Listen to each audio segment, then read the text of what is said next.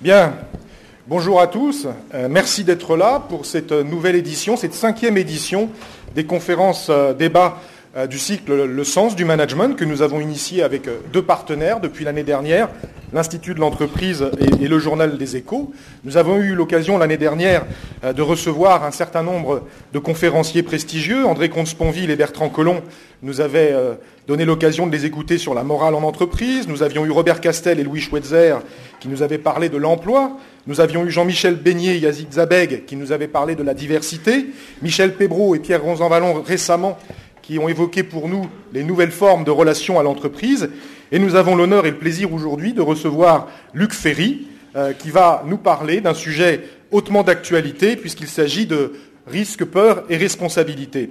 Donc Luc Ferry, vous le connaissez, il n'est plus à présenter, mais Gérard Royer, journaliste de télévision à Nantes 7, vous dira tout à l'heure quelques mots sur le parcours de Luc Ferry.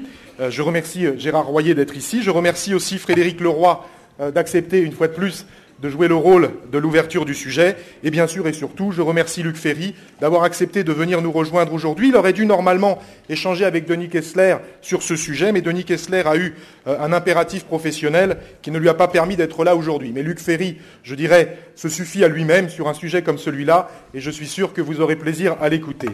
Vous savez que ces conférences ont une vocation à Audencia, c'est celle de vous permettre de vous donner l'occasion de prendre du recul. Nous avons la conviction que cette capacité à réfléchir, à poser des problèmes dans votre management vous donnera la capacité à donner du sens un jour à votre action en tant que responsable. C'est en tout cas notre conviction et je remercie à tous nos invités de vous donner l'occasion de cette réflexion aujourd'hui. Bonne conférence à tous, bonne matinée et merci encore d'être là.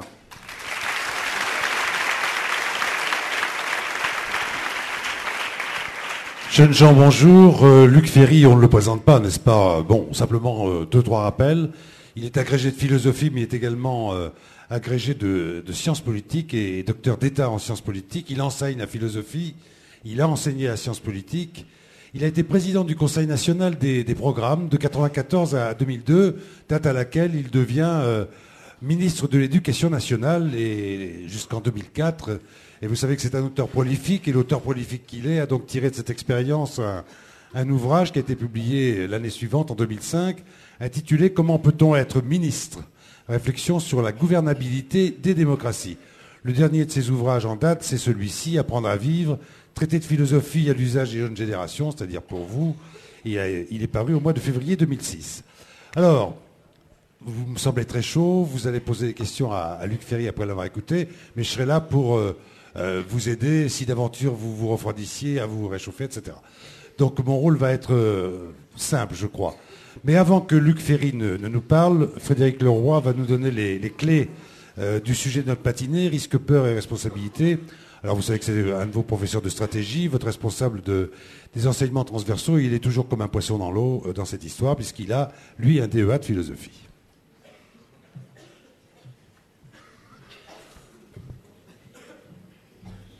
Donc, bonjour à toutes, bonjour à tous. Donc, moi, je vais effectivement essayer de parler avant un ancien ministre de l'Éducation nationale, ce qui n'est jamais très simple.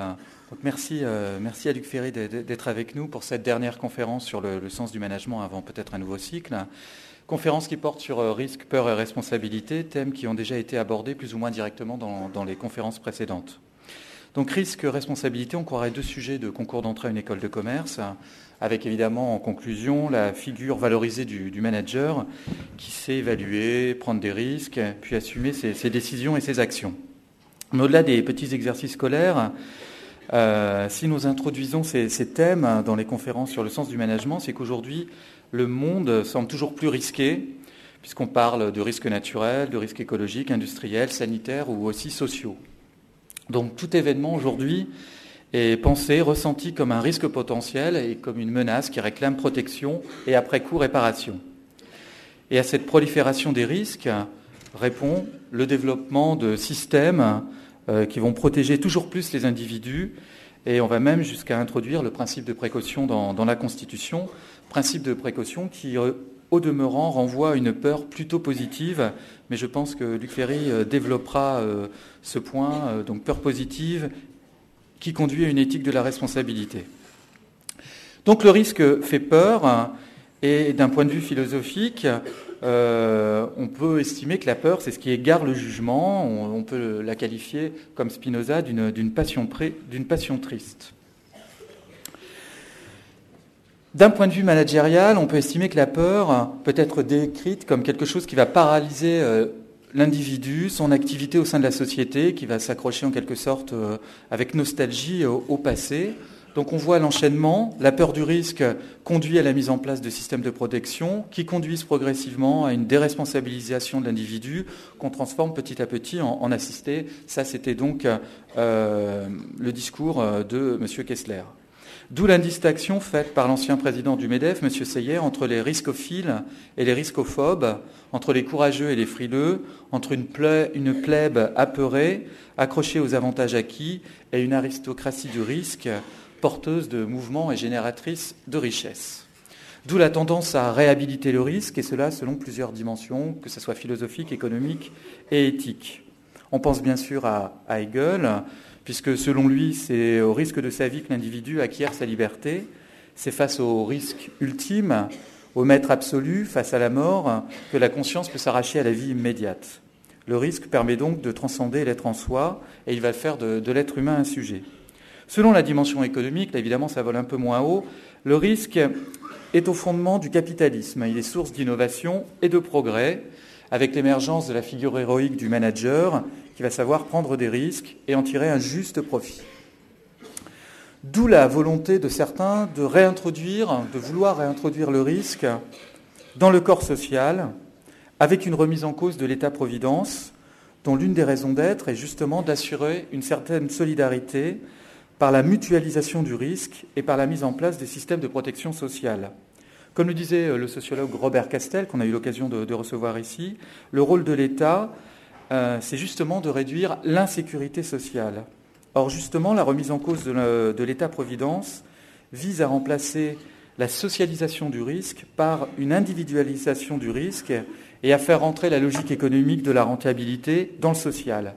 D'où des demandes d'assouplissement du droit du travail, le remplacement de la loi par le contrat, thèmes qui ont été évoqués lors de la conférence avec M. Pébreau et M. Rosanvallot. Mais la réhabilitation du risque conduit aussi à une vision de l'individu qui non seulement doit savoir se prendre en charge, mais qui doit même être entrepreneur de lui-même. On en arrive à une conception éthique du risque, et on peut penser ici à certains travaux de Michel Foucault sur la construction de soi et sur les techniques d'individualisation du sujet, en rappelant au passage que François Ewald, qui est l'ancien assistant de Michel Foucault, travaille aujourd'hui de façon assez proche avec M. Kessler, qui aurait dû donc être là aujourd'hui. Transplantée dans l'entreprise, cette approche va véhiculer l'image d'un salarié flexible qui doit savoir s'adapter, accepter la mobilité et gérer son employabilité, tandis que de son côté, l'entreprise va individualiser les tâches, les contrats, les missions. On peut donc se demander si dans ce cas de figure, l'entreprise ne devient pas un espace très risqué, mettant les salariés en concurrence. Elle devient en quelque sorte un marché où l'on doit vendre ses compétences et ses projets. Cette introduction de l'économique dans le fonctionnement de l'entreprise, mais aussi dans le social, est donc porteuse d'une vision concurrentielle de la société, des individus qui vont lutter pour une reconnaissance qui, cependant, je tiens à vous le signaler, sera toujours précaire.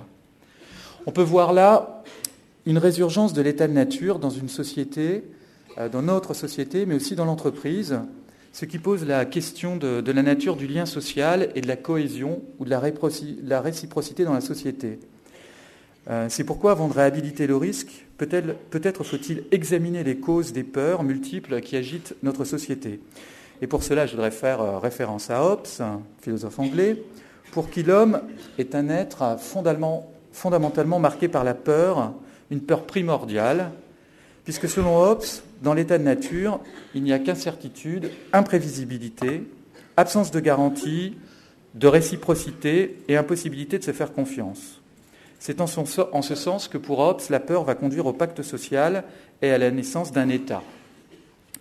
Or, on peut se demander, en prenant le raisonnement contraposé, si la résurgence des peurs aujourd'hui ne s'explique pas par le retour de l'incertitude et de l'imprévisibilité, avec l'idée, comme je le disais tout à l'heure, que tout peut arriver, en particulier le licenciement ou le déclassement social. Est-ce que finalement ces peurs ne s'expliquent pas par une lente dissolution du lien social, ce qui pourrait faire revenir à ce que Herzenberger appelle une guerre civile moléculaire, c'est-à-dire à une situation d'avant le contrat social, avec en plus l'idée d'une asymétrie, d'une inégalité des conditions et des individus, contrairement à l'état de nature, c'est-à-dire que les peurs sont alors doublées, renforcées par un sentiment d'injustice. C'est ce que souligne Robert Castel lorsqu'il se demande si la réhabilitation du risque, de la flexibilité, ne conduit pas à rendre encore plus fragiles ceux qui sont déjà vulnérables, et si cela n'accroît pas, bien sûr, les inégalités sociales. En tout cas, pour pouvoir prendre des risques, encore faut-il en avoir les moyens et les ressources, un peu comme si le risque, c'était un sport de riches. Donc, pour revenir à cette question du délitement, du pacte social, je voudrais citer le livre d'Axel Honneth, auquel je faisais référence hier dans la conférence Iségoria, un livre qui s'appelle « La société du mépris », puisque pour Axel Honneth, la société a failli. Elle est dans la capacité à assurer à ses membres une vie bonne, heureuse. Elle ne donne plus les conditions d'une bonne réalisation individuelle. Il y aurait comme une pathologie sociale de la société qui limiterait désormais la réciprocité et la confiance. Avec certes ce paradoxe que nous vivons dans un monde d'abondance où les possibilités d'épanouissement individuel semblent élargies. Mais en réalité, pour Axel Honneth, le principe de réalisation de soi est instrumentalisé au profit de l'idéologie de la performance, c'est-à-dire que la pression sur les individus est toujours plus forte. Ils sont sommés de se vendre en permanence, de valoriser leurs compétences, afin de ne pas être substitués, c'est-à-dire tués. Axel Honneth parle ainsi de l'émergence d'un rapport marchand aux soi, rapport marchand aux autres, mais aussi à soi-même. Bref, les individus ne sont plus des sujets, mais des objets de consommation. Et le sociologue allemand, lui aussi, décidément, Zygmunt Bauman, illustre aussi ce point de vue lorsqu'il parle d'une modernité à l'état liquide qui se caractérise par le fait que plus rien n'est autorisé aujourd'hui à durer, que tout se retraite, bien entendu les marchandises, mais aussi les individus. D'où la perspective, j'en ai bientôt fini, perspective angoissante d'une vulnérabilité grandissante des individus, avec la peur de se faire distancer, de décrocher ou d'être décroché, avec à la clé la grosse déprime, la résignation, la fatigue d'être soi, selon le sociologue français Renberg, ou tout simplement l'émergence de la violence. Donc la question de la peur renvoie en réalité au statut du sujet dans notre société, un sujet qui est hanté par une précarité généralisée, comme si l'individu était en réalité de moins en moins autonome, soumis aux fluctuations marchandes, un individu de plus en plus instable, erratique, inquiet au sein d'un système social de plus en plus nerveux. Donc le sujet serait conduit à se fragmenter, se déstructurer, à devenir une particule élémentaire dans un monde atomisé et menacé d'anomie. Donc, je tends à revaloriser, ou en tout cas à expliciter la peur, et on peut se demander s'il n'est pas nécessaire de distinguer en tout cas entre un risque subi et un risque choisi, et s'il n'est pas un peu risqué de faire du risque une vertu en soi. Mais il est temps, bien entendu, que je laisse la parole à Luc Ferry, qui a écrit un livre justement sur comment vaincre les peurs. Luc Ferry, que je remercie chaleureusement d'être avec nous pour cette dernière conférence. Merci.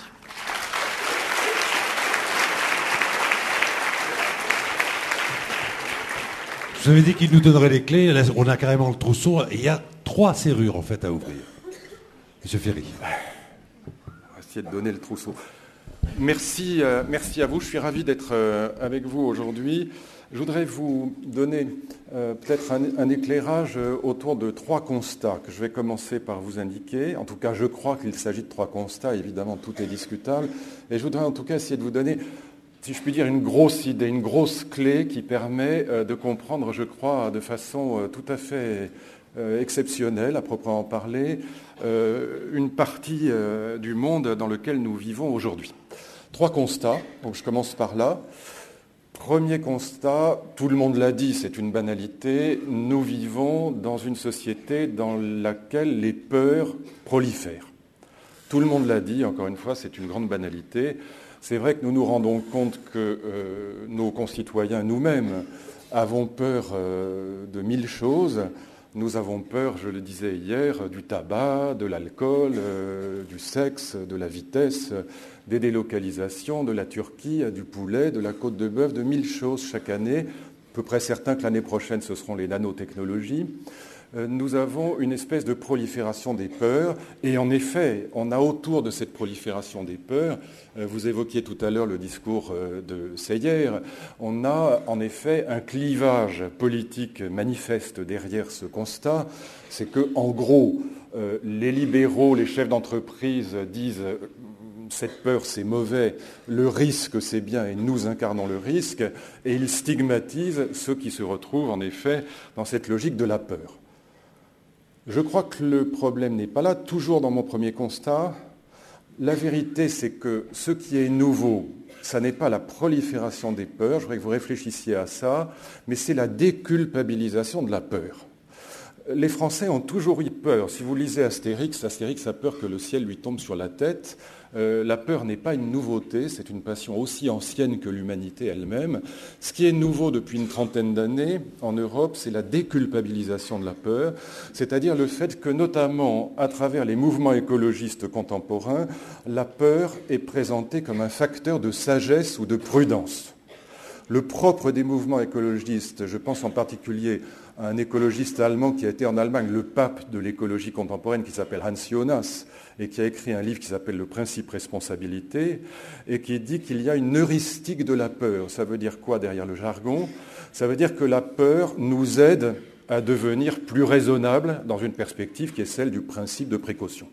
Et donc, la caractéristique principale, me semble-t-il, par rapport à cette question de la peur depuis une trentaine d'années, c'est pas tant la prolifération des peurs que, encore une fois, le fait que la peur est présentée comme une passion positive, comme une passion qui va nous conduire à plus de sagesse.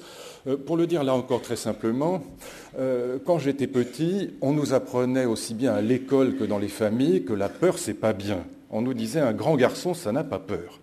Et on était encore dans un discours de la virilité, on n'était pas encore dans le féminisme, à tort probablement, mais c'était comme ça. Et on nous disait en gros, devenir adulte, c'est surmonter les peurs. La peur est une passion honteuse, la peur est une passion qu'on ne doit jamais mettre en avant. C'est vrai qu'aujourd'hui, la situation a changé. Je ne le dis pas pour plaisanter ni pour faire l'intéressant. Je l'ai noté comme un souvenir, je n'ai pas reçu une seule délégation syndicale dans mon bureau de ministre en 2 ans sans que le premier mot ne fût invariablement « Monsieur le ministre, nous sommes très inquiets ». Et c'est ça qui est important, c'est cette déculpabilisation, encore une fois, d'une passion qui, naguère encore, il y a peu de temps, était une passion honteuse. C'est ça qu'il faut retenir, à mon avis, si on veut comprendre le sens de cette prolifération des peurs, qui, encore une fois, en tant que prolifération, n'est pas quelque chose de nouveau. Deuxième constat, si vous le permettez, la difficulté du métier de politique aujourd'hui est liée au fait que nos concitoyens sont partagés entre 2 peurs fondamentales qui sont symétriquement opposées.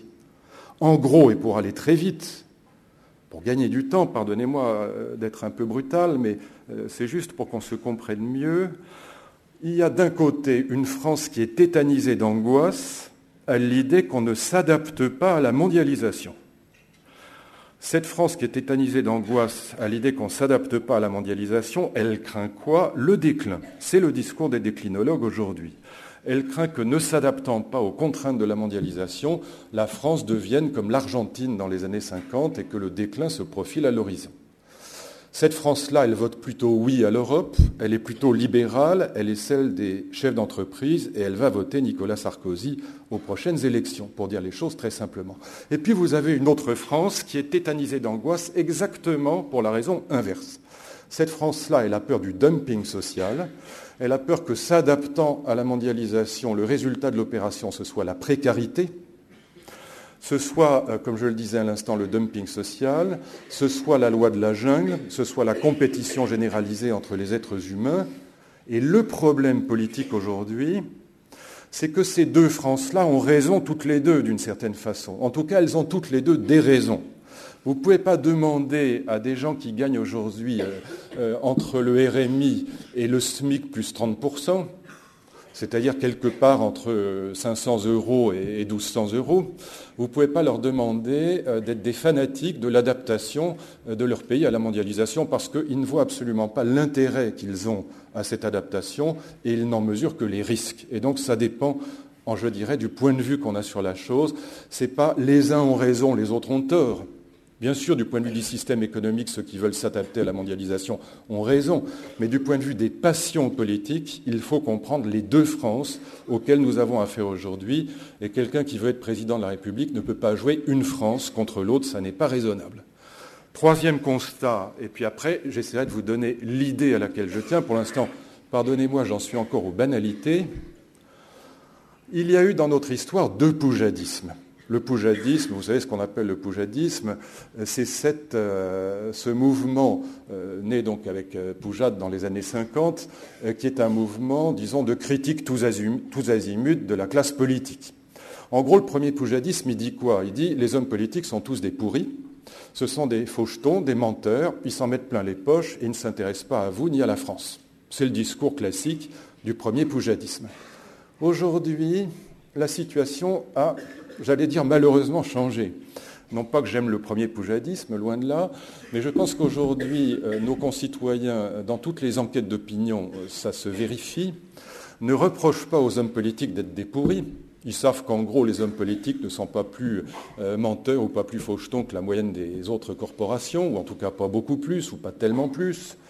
Mais ce qu'ils pensent en revanche, c'est que les hommes politiques sont incapables de régler les problèmes qui sont ceux de la France aujourd'hui. 78% des Français pensent que les hommes politiques n'ont plus de pouvoir sur le monde et qu'ils ne pourront pas régler des problèmes comme le problème du chômage, le problème du retour de la croissance, et que cela, par un biais ou par un autre que nos concitoyens ne comprennent peut-être pas, mais en tout cas, ce qu'ils pensent, c'est que les hommes politiques sont incapables d'avoir une véritable efficacité sur le cours du monde. Ils pensent en gros que même s'ils sont de bonne volonté et honnêtes, eh bien, ils arriveront toujours trop mous et trop tard.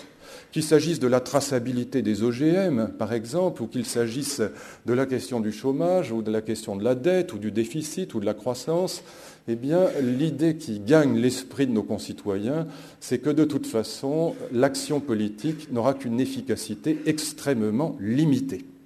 Et donc, on a affaire à un autre poujadisme, si je puis dire, un autre type de défiance à l'égard de la classe politique, qui n'est plus lié au fait que cette classe politique serait particulièrement malhonnête, mais au fait qu'elle est particulièrement inefficace. Au fond, le sentiment de l'impuissance publique gagne du terrain dans toute l'Europe aujourd'hui.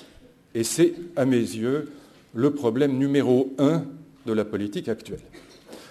Je voudrais essayer de vous expliquer pourquoi ces trois constats, en vous donnant une idée que je trouve personnellement géniale, j'espère vous faire partager ce sentiment, et qui est une idée qui gagne du terrain, qui apparaît dans les années 20 en Europe sous des formes diverses, et qui est l'idée que la mondialisation est un système économique et politique dans lequel nous vivons ce que j'appellerais une véritable dépossession démocratique. Autrement dit, une perte de contrôle sur le cours du monde, sur un cours du monde qui aujourd'hui très largement nous échappe. De sorte que, à mes yeux, la question politique numéro 1 par rapport au problème de la peur et par rapport au problème de la responsabilité, c'est, pour le dire simplement, comment reprendre la main. Je vous explique ça en 10 minutes maximum. Première idée, ou première partie de l'idée plutôt, le premier visage de la mondialisation, la première forme de mondialisation dans l'histoire de l'humanité. C'est l'apparition du discours de la science moderne, en gros au XVIIe, XVIIIe siècle. Le premier vrai visage de la science moderne, c'est la physique de Newton. C'est la première théorie physique qui va rentrer dans ce qu'on peut appeler les vérités sanctionnées. La science moderne, c'est le premier discours qui peut prétendre de façon crédible valoir pour tous les êtres humains, en tout temps et en tout lieu, qu'ils soient riches ou pauvres, qu'ils soient faibles ou puissants, qu'ils soient aristocrates ou roturiers. Le principe d'inertie et la gravitation universelle, ça va s'étendre dans le monde entier. Aucune religion Même la religion catholique, vous savez que le mot catholique, ça veut dire universel. Aucune religion n'avait atteint le degré d'universalité qu'a atteint le discours scientifique. Le discours scientifique, il a une caractéristique fondamentale, c'est qu'il vaut sur la totalité de la planète, et dans toutes les villes du monde, et pour tous les peuples du monde. C'est donc le premier discours de la mondialisation. Ce discours de la mondialisation, il apparaît, et essayez de garder ça à l'esprit, c'est vraiment un des points les plus importants, il apparaît comme un projet de domination du monde, comme un projet de maîtrise du monde. Si vous vous souvenez de vos cours de philo et que vous avez eu un prof qui vous a parlé de Descartes, il y a une phrase de Descartes que les écologistes détestent entre toutes. C'est la phrase dans laquelle Descartes dit, au début de son grand livre de science qui s'appelle « Les Principes », il dit que grâce à la science moderne, nous allons pouvoir, nous les êtres humains, nous rendre comme maîtres et possesseurs de la nature. Le projet de la science, c'est de maîtriser, de dominer la nature. Ce projet, il prend une double forme. Et là aussi, il faut que vous ayez bien ça à l'esprit pour comprendre la suite. Il va prendre la forme d'une domination théorique du monde et aussi d'une domination pratique du monde. Qu'est-ce que ça veut dire ? Ça veut dire que quand vous regardez l'alchimie du Moyen-Âge, l'idée qui domine la vision du monde du Moyen-Âge, ce qu'on a appelé l'animisme, c'est l'idée que la nature, fondamentalement, est traversée par des forces mystérieuses, par des forces invisibles qui échappent à l'emprise des êtres humains. Et l'alchimiste, c'est celui qui s'imagine qu'en maîtrisant ces forces mystérieuses et invisibles, ces forces occultes, il va pouvoir, par exemple, transformer le plomb en or, ce qui l'arrangerait bien, évidemment. Et dans cette perspective-là, la nature, elle ressemble à quoi ? Eh bien, elle ressemble au conte de fées de notre enfance. La nature, elle est enchantée, elle est habitée par des petits dieux. La nature, pour le Moyen-Âge, c'est au fond l'arbre des contes de fées de notre enfance, c'est-à-dire cet arbre qui, par exemple, va retirer les racines de la terre la nuit, va se mettre à marcher et à parler, va se transformer en fée ou en magicien. C'est la nature enchantée. La science va désenchanter le monde, dit le grand sociologue allemand Max Weber. Elle va désenchanter le monde, c'est-à-dire que l'idée scientifique fondamentale, celle qui apparaît avec le principe d'inertie tout simplement, c'est l'idée que rien n'advient dans la nature sans raison. Dans la nature, tout est explicable, rien n'est mystérieux en droit, la nature est désenchantée, elle cesse d'être la nature, encore une fois, des contes de fées de notre enfance. Tout doit pouvoir être expliqué en elle, tout doit pouvoir être compris en elle. Elle obéit à ce que les philosophes appellent le principe de raison suffisante. Rien n'advient en elle sans raison. Et la science, elle veut maîtriser justement cette rationalité qu'elle postule au sein de la nature. La nature cesse d'être habitée par les dieux. Il n'y a plus, comme il y a encore en Afrique, des dieux de la pluie, des dieux du feu, des dieux du foyer, des dieux de la fécondité. Tout ça disparaît. Et du coup, à cette domination intellectuelle du monde va correspondre une domination pratique du monde. Et c'est ce que les écologistes vont détester dans la science moderne. C'est que, en tout cas certains écologistes, pas tous, mais une partie d'entre eux, disons les romantiques, ce qu'ils vont détester, c'est que si la nature est désenchantée, si la nature n'est plus sacrée, si la nature n'est plus habitée par les dieux, alors en effet, on peut l'utiliser pour réaliser les fins qui sont les nôtres, les objectifs qui sont les nôtres, et on peut passer le malheureux arbre que j'évoquais tout à l'heure par la cheminée ou le couper pour en faire des meubles. Il n'y a plus rien là qui fasse obstacle à la volonté des êtres humains, puisque plus rien n'est sacré.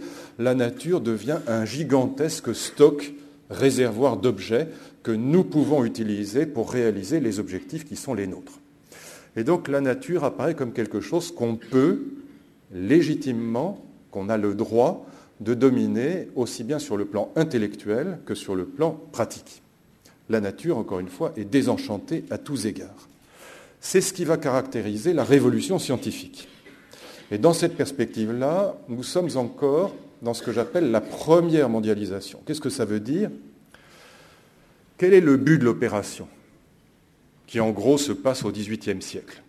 Le but de l'opération, c'est que grâce à cette domination du monde, l'idée en tout cas est la suivante, nous allons pouvoir rendre les êtres humains plus libres et plus heureux. C'est ça l'optimisme qui anime le XVIIIe siècle. L'idée est la suivante, c'est qu'il ne s'agit pas de dominer pour dominer. Il ne s'agit pas de maîtriser pour le plaisir de maîtriser le monde. Il s'agit de dominer le monde pour être, disons, on va le dire comme ça, pour réaliser des finalités, des objectifs de sens qui sont supérieurs à la domination elle-même. Il s'agit de dominer pour rendre les êtres humains plus libres et plus heureux. Il y a en 1755 un événement sur lequel tous les esprits du temps vont réfléchir, c'est le tremblement de terre de Lisbonne. En 1755, il y a un tsunami à Lisbonne, la ville est réduite à néant, il y a 20 000 morts dans la journée. Tous les philosophes, tous les savants écrivent dans toute l'Europe sur ce tremblement de terre de Lisbonne. Ils disent, à quelques très rares exceptions près, dont celle de Rousseau, que je laisse de côté ici, la même chose. La nature est mauvaise, la nature est méchante, la nature c'est l'ennemi, mais grâce au progrès des sciences et des techniques, nous allons pouvoir la maîtriser, nous allons pouvoir prévoir et donc prévenir les catastrophes naturelles, nous allons pouvoir nous émanciper de la tyrannie de la nature comme de la tyrannie de l'obscurantisme des religions et des superstitions du Moyen-Âge. L'idée, encore une fois, c'est qu'il s'agit d'être plus libre et plus heureux, et c'est ce que les philosophes appellent à l'époque l'idée de progrès. Pourquoi je vous raconte tout ça très longuement ? Parce que nous sommes sortis de ce paradigme, de ce modèle dans lequel il y avait des objectifs de sens transcendants, c'est-à-dire extérieurs et supérieurs au processus de domination. Qu'est-ce qui se passe dans la deuxième mondialisation, dans celle que nous vivons aujourd'hui, et pourquoi fait-elle si peur à une grande majorité de nos contemporains ? Il se passe ceci, c'est que le projet scientifique et technique, il va être intégré à une nouvelle logique, qui est la logique capitaliste, pour l'appeler par son nom, c'est-à-dire la logique de la compétition généralisée, le benchmarking, si vous voulez, entre les entreprises, entre les peuples, entre les cultures, cinéma par exemple, entre les universités, entre les laboratoires scientifiques, compétition mondialisée qui va entraîner une conséquence fondamentale qui change complètement le sens de la première mondialisation, c'est que le progrès va être animé, s'il n'y avait qu'une idée à retenir, ce serait celle-là, de tout ce que je vous dis, le progrès va être désormais animé non plus par la représentation d'une finalité supérieure, rendre les humains plus libres et plus heureux, objectif de civilisation humaniste, qui rend les hommes du XVIIIe siècle optimistes, mais le progrès va être induit mécaniquement, automatiquement, sans que nous ayons même besoin d'y réfléchir, par la seule logique de la compétition. Le type qui fabrique ça aujourd'hui, et qui est chef d'entreprise, il sait que si son téléphone portable, même pas l'année prochaine, mais dans 3 mois, n'est pas plus léger, plus coloré, connexion Internet meilleure, MP3 plus performant, intégration de la TNT ou que sais-je encore, eh bien, simplement, il est fichu. S'il ne progresse pas, il meurt. Nous sommes dans un darwinisme social, dans une sélection naturelle des entreprises en compétition, dans le benchmarking généralisé, et nous savons simplement que si nous ne progressons pas en permanence, nous disparaissons. Savoir pourquoi nous progressons est une toute autre chose. Nous sommes dans une logique que j'appelle la logique du gyroscope. Si vous vous souvenez de ce que c'est qu'un gyroscope, eh bien un gyroscope, il tient sur son fil quand il tourne, sur son axe. Mais quand il cesse de tourner, il tombe par terre. Eh bien, de la même façon, si nous n'avançons pas, ou on pourrait prendre la métaphore de la bicyclette, mais elle a tellement servi que je ne l'aime pas, mais si nous n'avançons pas, nous tombons, tout simplement. Et donc, aujourd'hui, le progrès existe toujours, on progresse tous les jours, on n'a jamais progressé autant. Il y a même une accélération de l'histoire. Mais le progrès est induit par la logique purement mécanique de la compétition, sans que nul ne sache aujourd'hui où nous allons. Car cette compétition est disséminée. C'est la dissémination qui est le phénomène le plus frappant sur l'ensemble de la planète, et c'est cela, la mondialisation. On peut s'en réjouir. Mon ami Kessler s'en réjouirait, parce qu'il n'y a plus de centre de pouvoir, donc ça brise les totalitarismes, parce que, après tout, le fait que le monde nous échappe n'est pas forcément une mauvaise chose. On peut, si on est un libéral pur et dur, trouver ça formidable. On peut, au contraire, s'en inquiéter. Je voudrais vous dire pourquoi on peut s'en inquiéter. On peut s'en inquiéter pour, à mon avis, 4 raisons. Il y a 4 conséquences majeures, je les nomme simplement, mais essayez d'y réfléchir, car je crois que ça en vaut la peine. Première conséquence, Nous ne savons plus où va l'histoire. Personne ne le sait, personne n'en a la moindre idée. Personne ne sait, par exemple, quelles seront les retombées des progrès scientifiques en matière de bioéthique, de clonage, de manipulation génétique, d'organismes génétiquement modifiés, etc. Nous n'en savons strictement rien. Nous savons que ça progresse en permanence, mais personne ne sait où va le progrès. Personne n'en a la moindre idée. Parce que, encore une fois, la dissémination sur l'ensemble de la planète est totale. Et que, deuxième point, personne ne contrôle le processus. La seule conversation sérieuse que j'ai eue avec le président de la République en 2 ans, c'est lorsque je suis rentré de Porto Alegre. Porto Alegre, c'était le forum social au Brésil des altermondialistes. Et je lui ai dit, on a eu une belle conversation pour une fois, je lui ai dit, ces gens ne sont pas nos amis, ce n'est pas des libéraux, c'est clair, ce n'est pas des républicains de droite, ça ne fait pas de doute. On a là à peu près tout ce que mai 68 a produit de plus détestable sans les côtés sympathiques.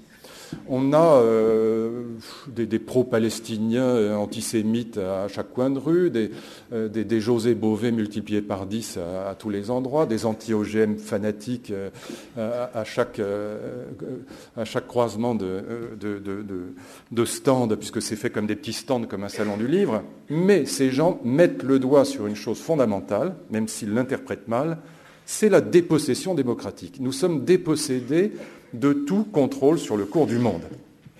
Les altermondialistes s'imaginent une chose qui, à mon avis, est une erreur, c'est que derrière les marchés financiers,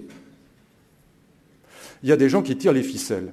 Ils réhabilitent, en gros, le mythe des 200 familles, ou le modèle marxiste de la classe dominante qui est caché derrière les jeux de l'économie. Grande erreur. Ce serait la bonne nouvelle si c'était ça. La vérité, c'est qu'il n'y a personne derrière. Nous avons affaire à un procès sans sujet, pour parler comme les philosophes. Nous avons affaire à un processus qui est complètement anonyme. Personne ne domine les marchés financiers aujourd'hui. Et c'est d'ailleurs pour ça qu'ils sont significatifs. C'est qu'ils ne sont pas tellement biaisés. Nous avons affaire aujourd'hui à toute une série de processus qui sont intégralement automatiques. Pensez aux délocalisations. Les délocalisations, je suis désolé, mais c'est aussi des processus très largement automatiques. Donc la vérité, c'est que, 1, nous ne savons pas où va l'histoire, 2, nous n'avons aucun contrôle sur le cours du monde, et le président Chirac me disait, oui, c'est vrai, il y a 30 ans, on se réunissait à 6 ou 7 chefs d'État importants, et puis entre la poire et le fromage, après le déjeuner, on tapait dans la main et on fixait le cours du café, de la banane ou du cacao. Aujourd'hui, ce sont les marchés financiers. Ça échappe à tout le monde. Ce n'est plus le président de la République ni ses collègues qui fixent quoi que ce soit en matière de marchés financiers. Troisième effet, celui-là est extrêmement important et profond. Nous sommes entrés dans ce que mon ami Lipovetsky appelle l'époque de l'hyperconsommation. Qu'est-ce que ça veut dire ? Ça veut dire 2 choses, là aussi, qui méritent réflexion. La première, c'est que nous sommes passés en une trentaine d'années, une quarantaine d'années, d'une consommation semi-collective à une consommation totalement individualisée. Pour prendre un exemple très simple, quand j'étais petit, il y avait une télévision par foyer, même dans les familles riches. Il n'y avait qu'une télévision et en gros, on regardait le vieux Léon Zitrone au journal télévisé en dînant. Je me souviens que la première fois que je suis allé aux États-Unis, j'étais très surpris qu'il y ait des télévisions partout, dans la cuisine, dans la chambre des enfants. Aujourd'hui, quand on a un peu d'argent, évidemment, on a 2 voitures et on a 3 ou 4 télévisions dans sa maison, parce qu'il y en a une dans chaque chambre, ou pratiquement. Et on est passé donc d'une consommation qui était semi-collective à une consommation individualisée, donc à une hyperconsommation. Mais il y a quelque chose de beaucoup plus important que cela. C'est qu'à la vérité, tout est rentré dans la logique de la consommation. Je veux dire par là que nous consommons pas simplement des MP3 ou des voitures ou des télévisions, mais nous consommons de l'école, nous consommons de la culture, nous consommons de la religion, de la spiritualité, avec des produits dérivés. Nous consommons de la politique comme spectacle. Regardez les 3 merveilles du Parti socialiste le soir à la télévision est un spectacle en effet passionnant. Faire des paris avec ses amis pour savoir qui va gagner ou pas est un spectacle ou un jeu qui nous amuse. Il y a des produits dérivés, si je puis dire. Nous consommons toutes choses. Ça veut dire quoi ? Ça veut dire qu'il n'y a plus aujourd'hui, a priori, de valeur qui soit hors marché. Sur ce point aussi, les altermondialistes touchent quelque chose de juste, nous vivons la marchandisation du monde. Rien n'échappe aujourd'hui, a priori, à la logique du marché. Autrement dit, il n'y a plus de valeur transcendante par rapport à cette logique de marchandisation du monde. Tout est vendable, y compris la morale, évidemment.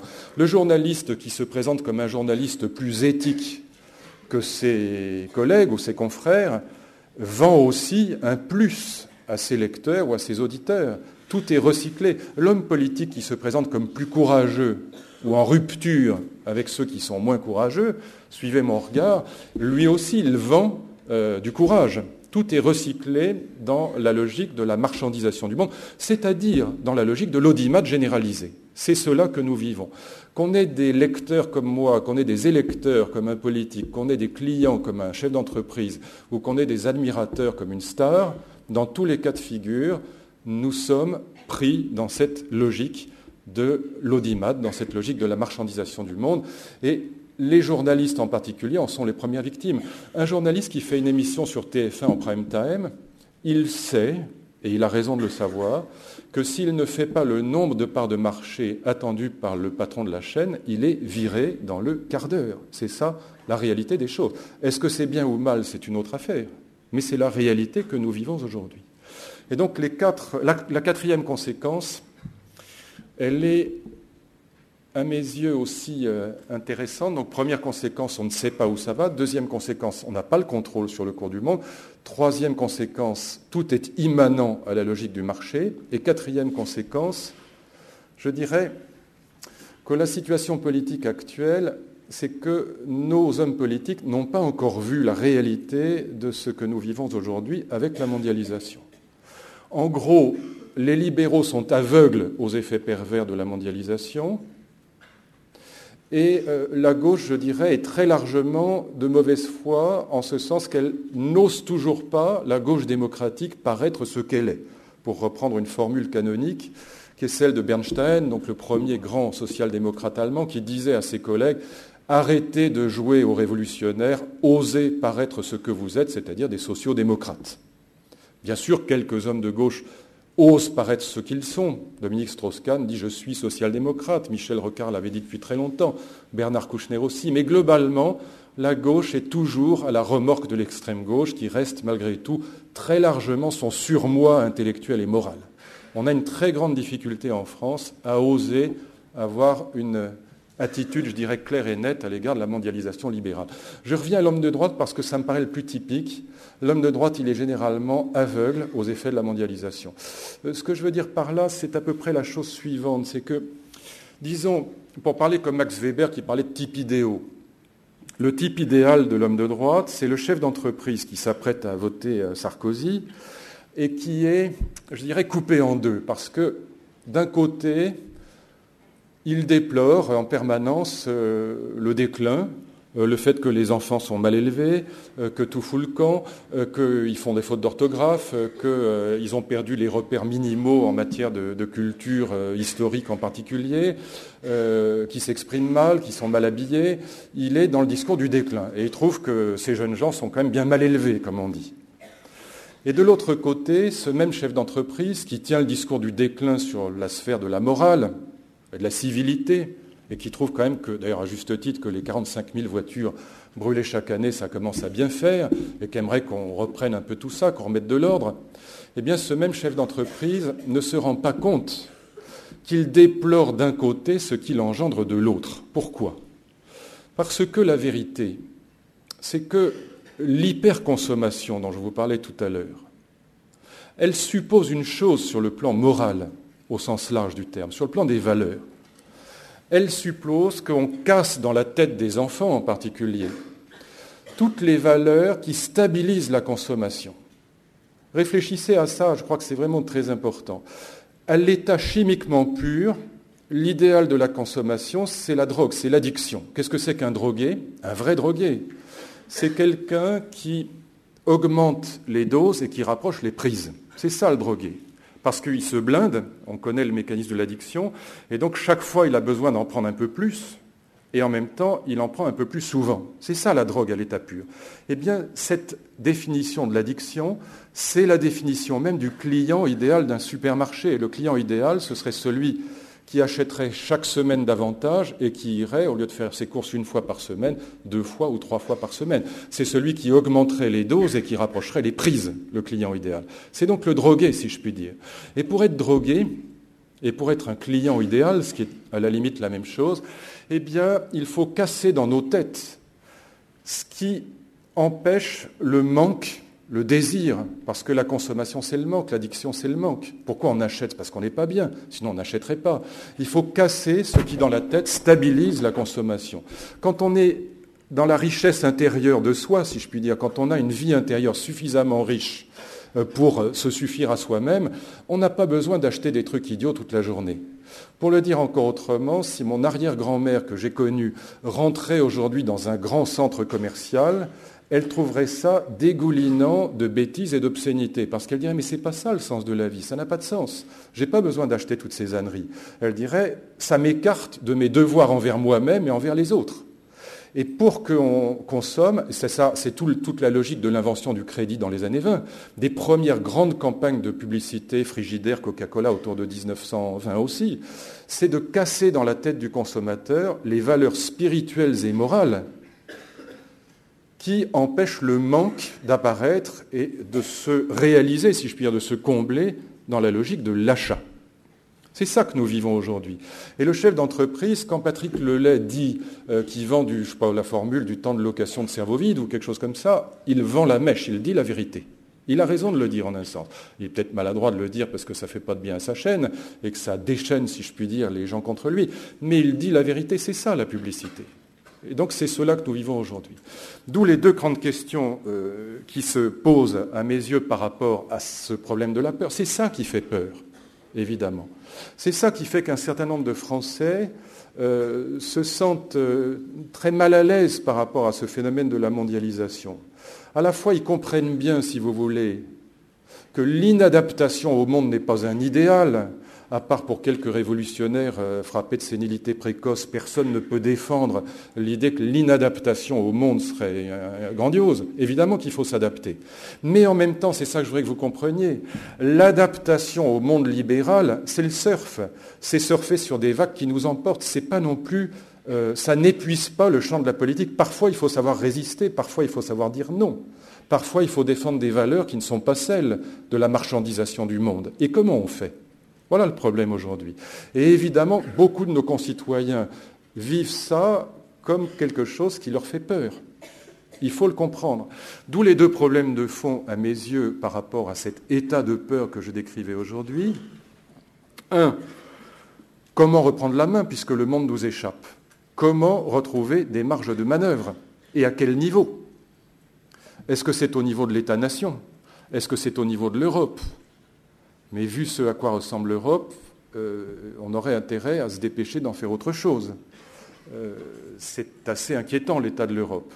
Il y avait une chose qui était bonne dans le traité constitutionnel, et qui était, à mon avis, vraiment intéressante, c'est qu'en gros, si mes souvenirs sont bons, 36 domaines de décision des conseils des ministres européens passaient de l'unanimité qui bloque tout à la majorité.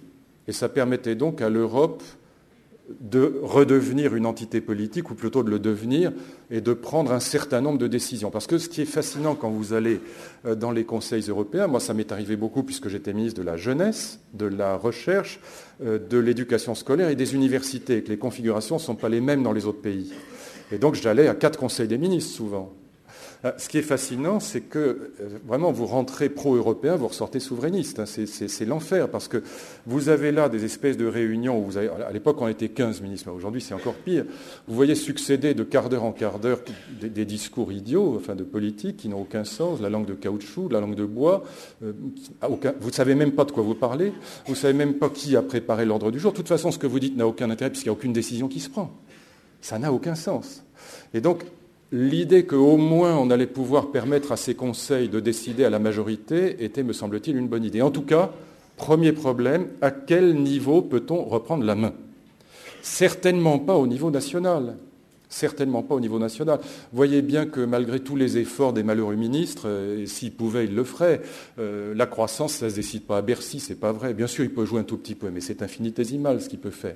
Le chômage, évidemment qu'on va réduire le chômage à coup d'emplois publics aidés. Si vous créez 800 000 emplois jeunes, forcément, les statistiques sont favorables. Mais c'est le cautère sur la jambe de bois, comme disait ma grand-mère. C'est vraiment pas ça qui résout le problème. Ça vous fait baisser les statistiques, mais ça ne change rien au fond de l'affaire. Bon. Mais ça ne dépend pas de Bercy. Le malheureux Thierry Breton, c'est pareil. L'augmentation du déficit, ça supposerait une énergie et un courage que pour l'instant nos ministres des Finances, ou plutôt nos premiers ministres et nos présidents de la République n'ont pas eu. Bon. Qu'est-ce qu'on peut faire au niveau national ? Un certain nombre de choses, mais très limitées. C'est à l'international quand même que l'essentiel se joue, d'où l'hypothèse que c'est à ce niveau-là qu'il faut reprendre la main. Puis deuxième question, comment redonner du sens à cette affaire ? Je pense qu'on ne peut pas simplement être pragmatique.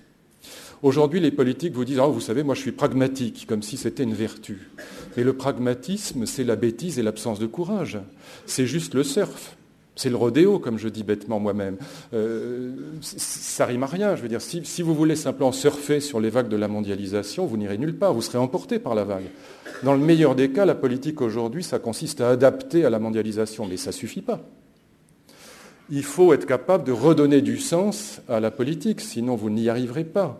Sur quoi on peut se fonder pour redonner du sens à la politique ? Le problème, il est là. Permettez-moi d'essayer de le formuler encore en 5 minutes, et puis je m'arrête là pour qu'on puisse ouvrir la discussion entre nous. Et là aussi, essayer de bien réfléchir à ça. Je pense que ça en vaut la peine. Le XXe siècle, il a été pour l'essentiel, sur le plan culturel, moral, esthétique, il a été le siècle de la déconstruction.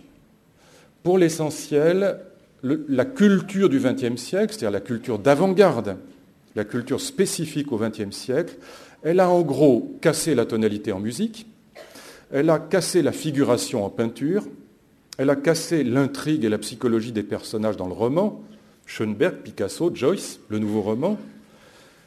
Elle a cassé, je dirais, parfois d'ailleurs tout à fait à juste titre, ce n'est pas une critique, elle a cassé ce que Nietzsche appelait les idoles. Qu'est-ce que Nietzsche appelait les idoles ? Il dit « j'appelle idoles tous les idéaux qui ont animé la métaphysique, la religion, la culture et la politique depuis des milliers d'années ».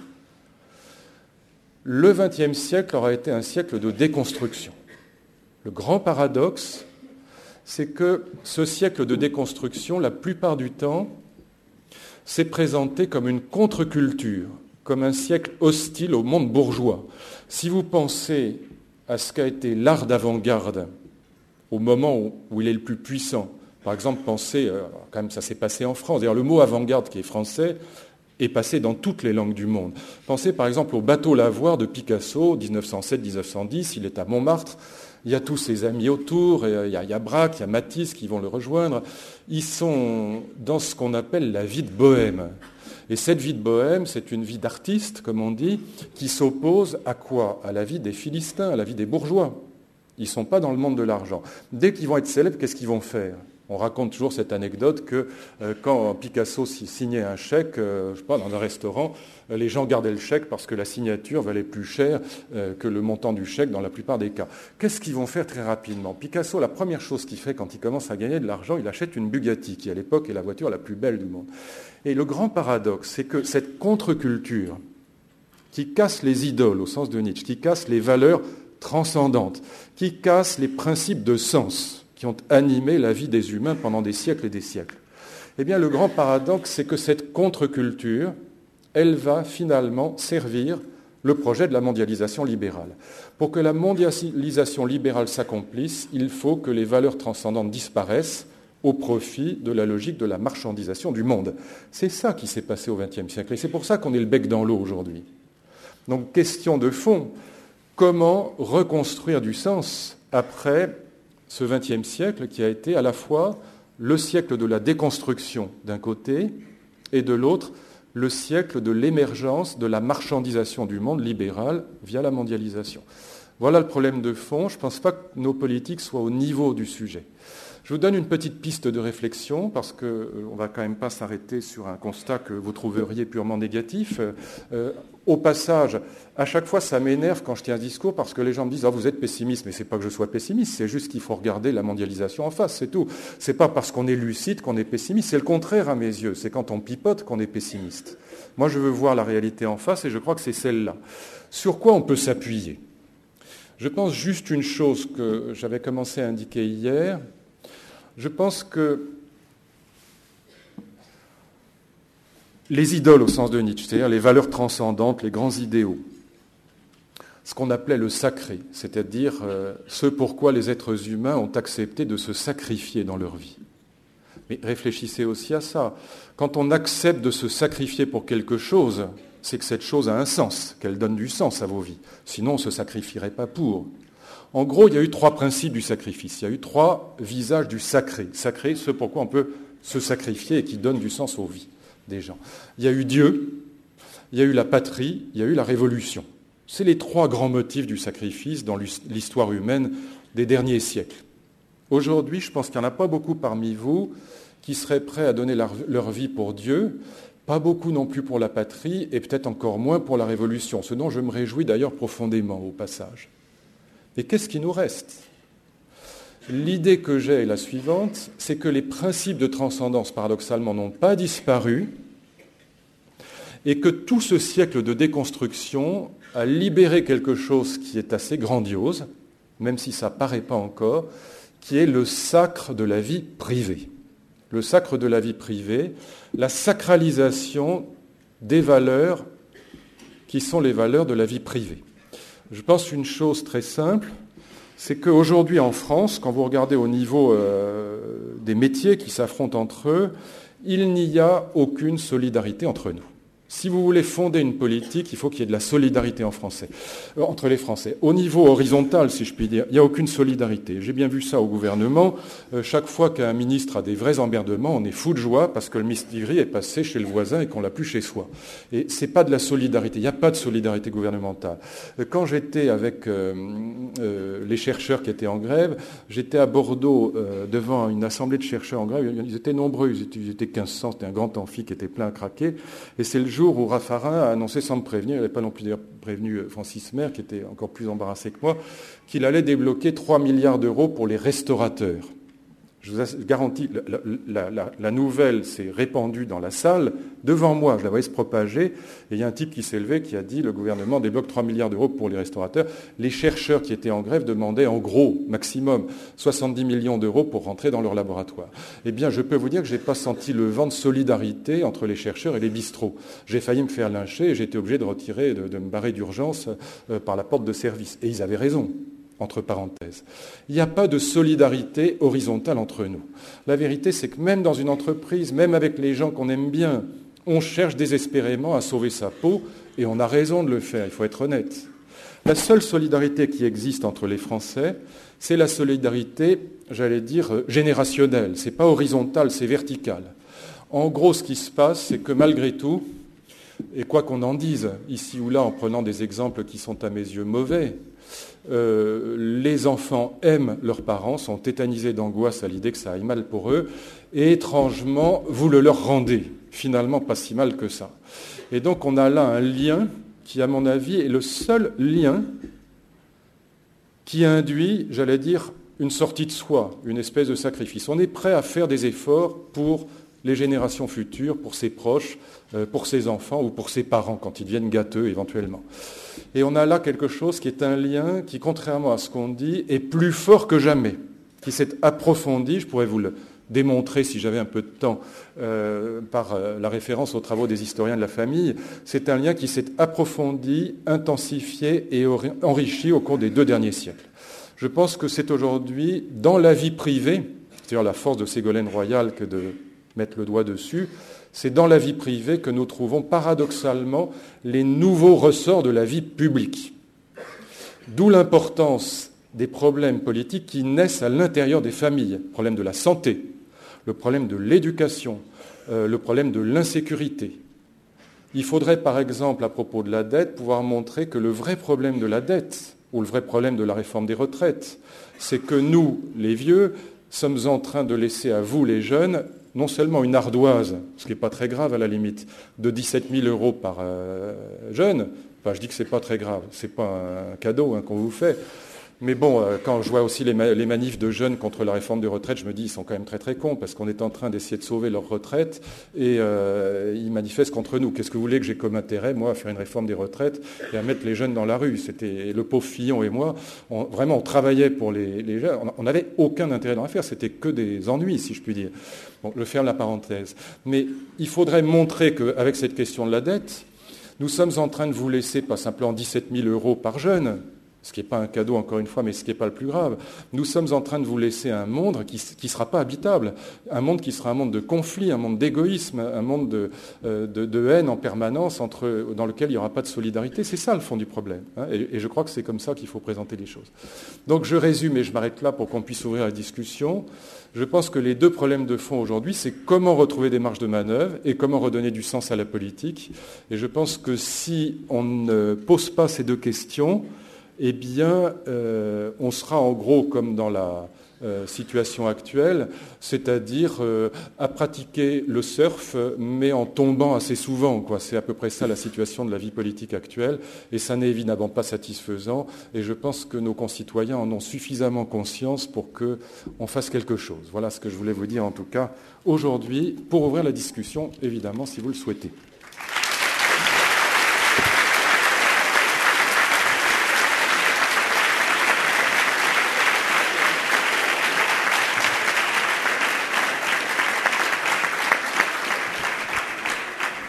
La dernière phrase de Luc Ferry, c'est « merci à vous ». Je crois que c'est vous qui lui dites « merci maintenant ».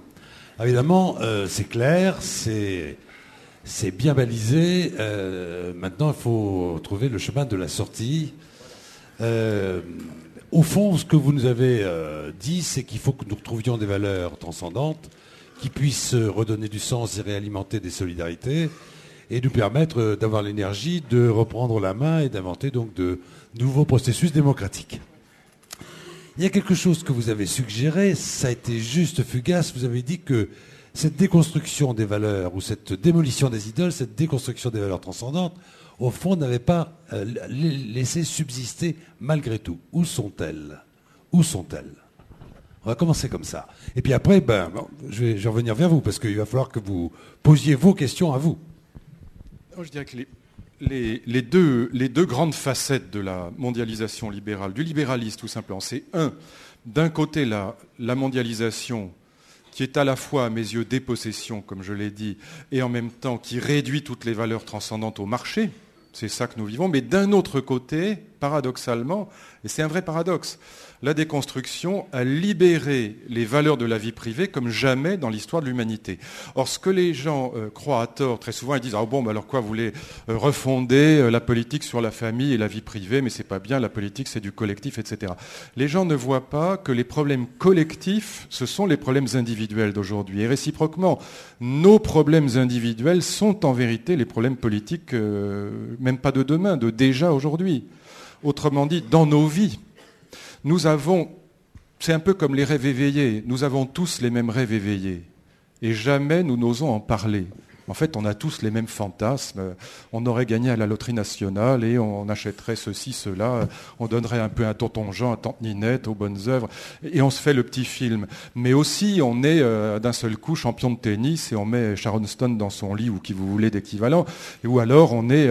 regardez par exemple les Harlequins. La collection Harlequin, qui est lue à 99% d'ailleurs par les femmes. C'est très intéressant, c'est des petites historiettes, des petits rêves éveillés. Et alors, si on avait la possibilité de présenter sur grand écran comme ça les rêves éveillés qu'on a, on serait mort de honte. Alors qu'à la vérité, nous avons tous les mêmes, y compris dans les détails, parce que, en gros, vous avez des rêves éveillés de séduction, vous avez des rêves éveillés de puissance, vous avez des rêves de préparation, par exemple. Vous avez été insulté par quelqu'un en voiture, vous sortez de votre voiture, pas de chance, le type est 3 fois plus gros que vous êtes obligé de rentrer la queue basse, mais alors, vous allez faire le rêve, vous lui foutez 3 claques, vous êtes Schwarzenegger, Terminator... Tous ces rêves idiots, on les a tous. Eh bien, c'est pareil, de la même façon, pardon, c'est un détour, mais j'ai pas oublié la question. Nos problèmes individuels sont les problèmes collectifs. Nous avons tous les mêmes problèmes de vie amoureuse, de divorce, d'éducation des enfants, de pouvoir d'achat, de chômage.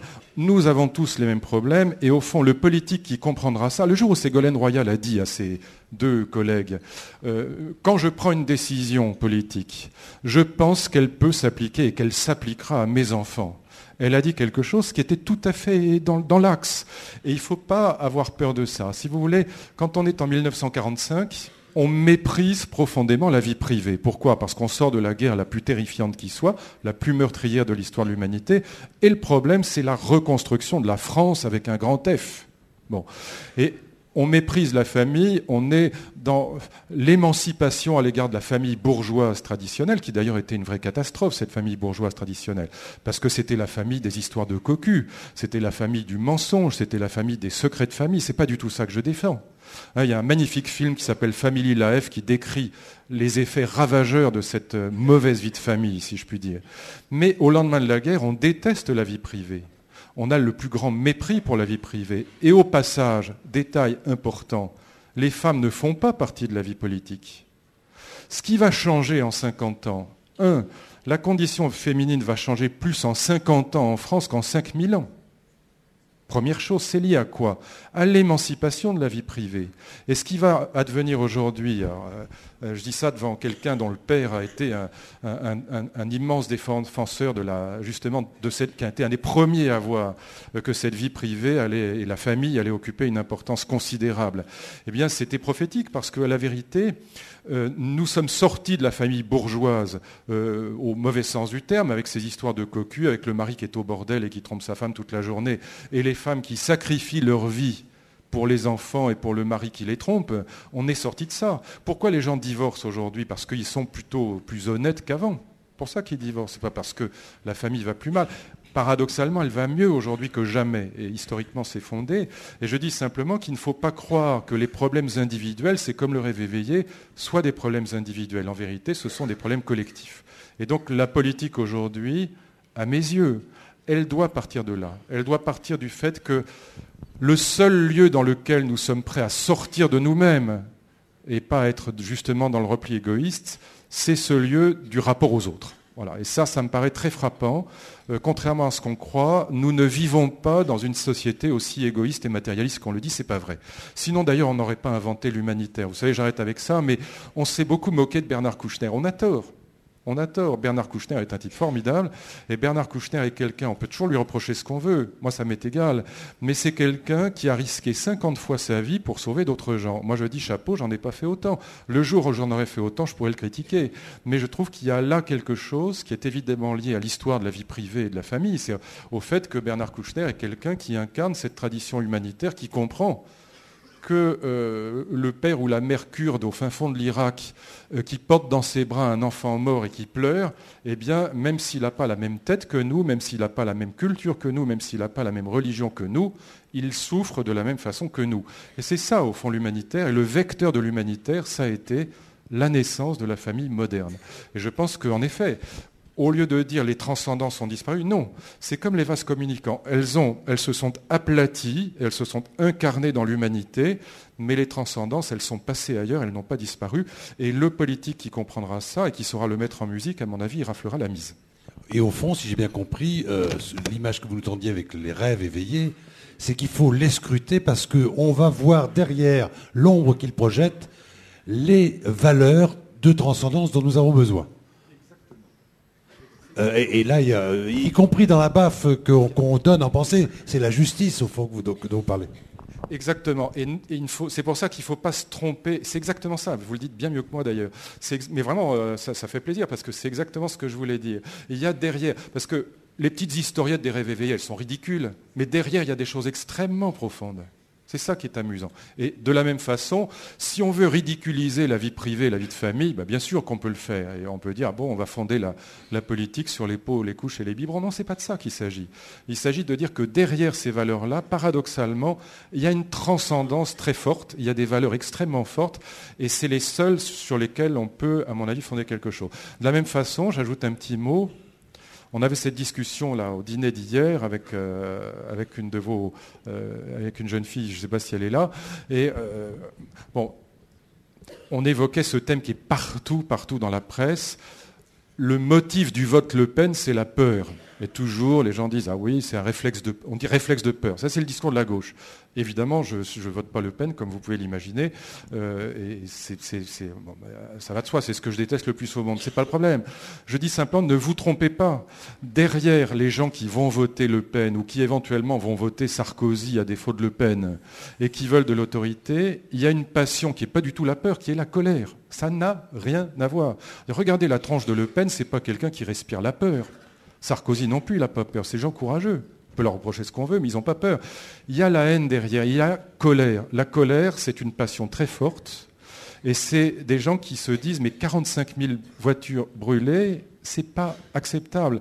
Un type qui se fait tuer devant sa femme et sa fille parce qu'il a photographié un réverbère, ça me met en colère, ça me donne envie de sortir les fusils et de voter pour le type qui aura la poigne de remettre de l'ordre là-dedans. La passion qui est derrière, c'est la colère, c'est pas la peur. En revanche, la peur du dumping social, la peur de la flexibilité, la peur de l'insécurité sociale, oui, ça va conduire à voter pour quelqu'un qui incarne l'État-providence et qui incarne quelque chose qui est rassurant.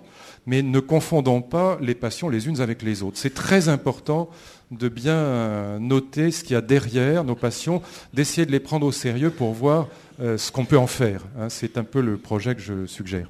En vous écoutant tout à l'heure, moi c'était très clair, très rapide et c'était bien cadré. Je me suis dit, c'est un discours de nature à donner le vertige.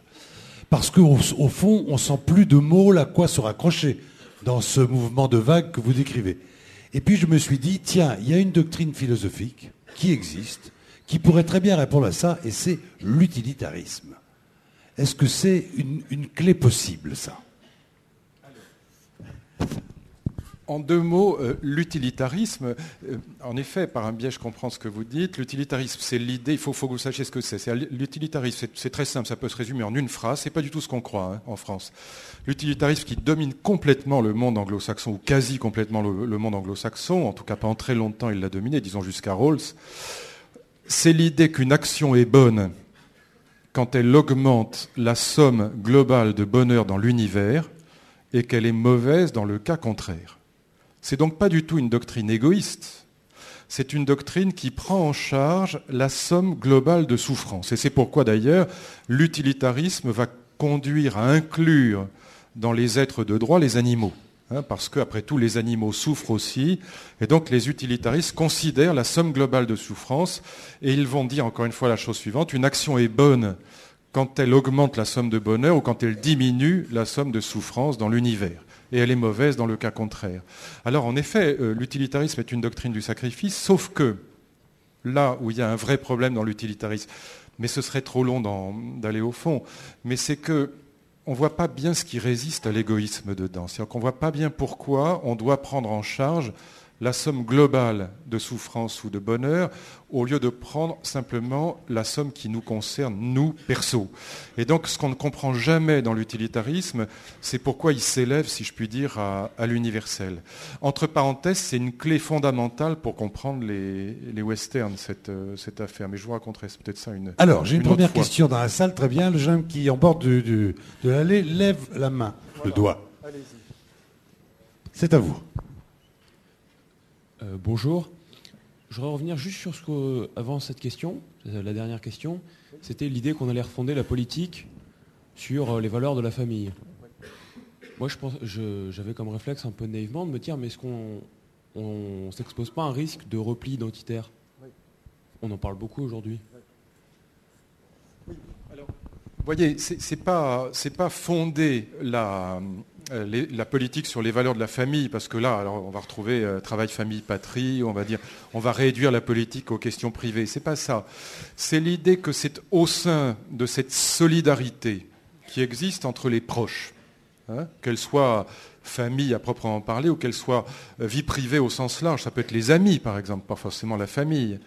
Mais je pense qu'il faut partir de l'expérience que nous avons et qu'on ne peut pas renier.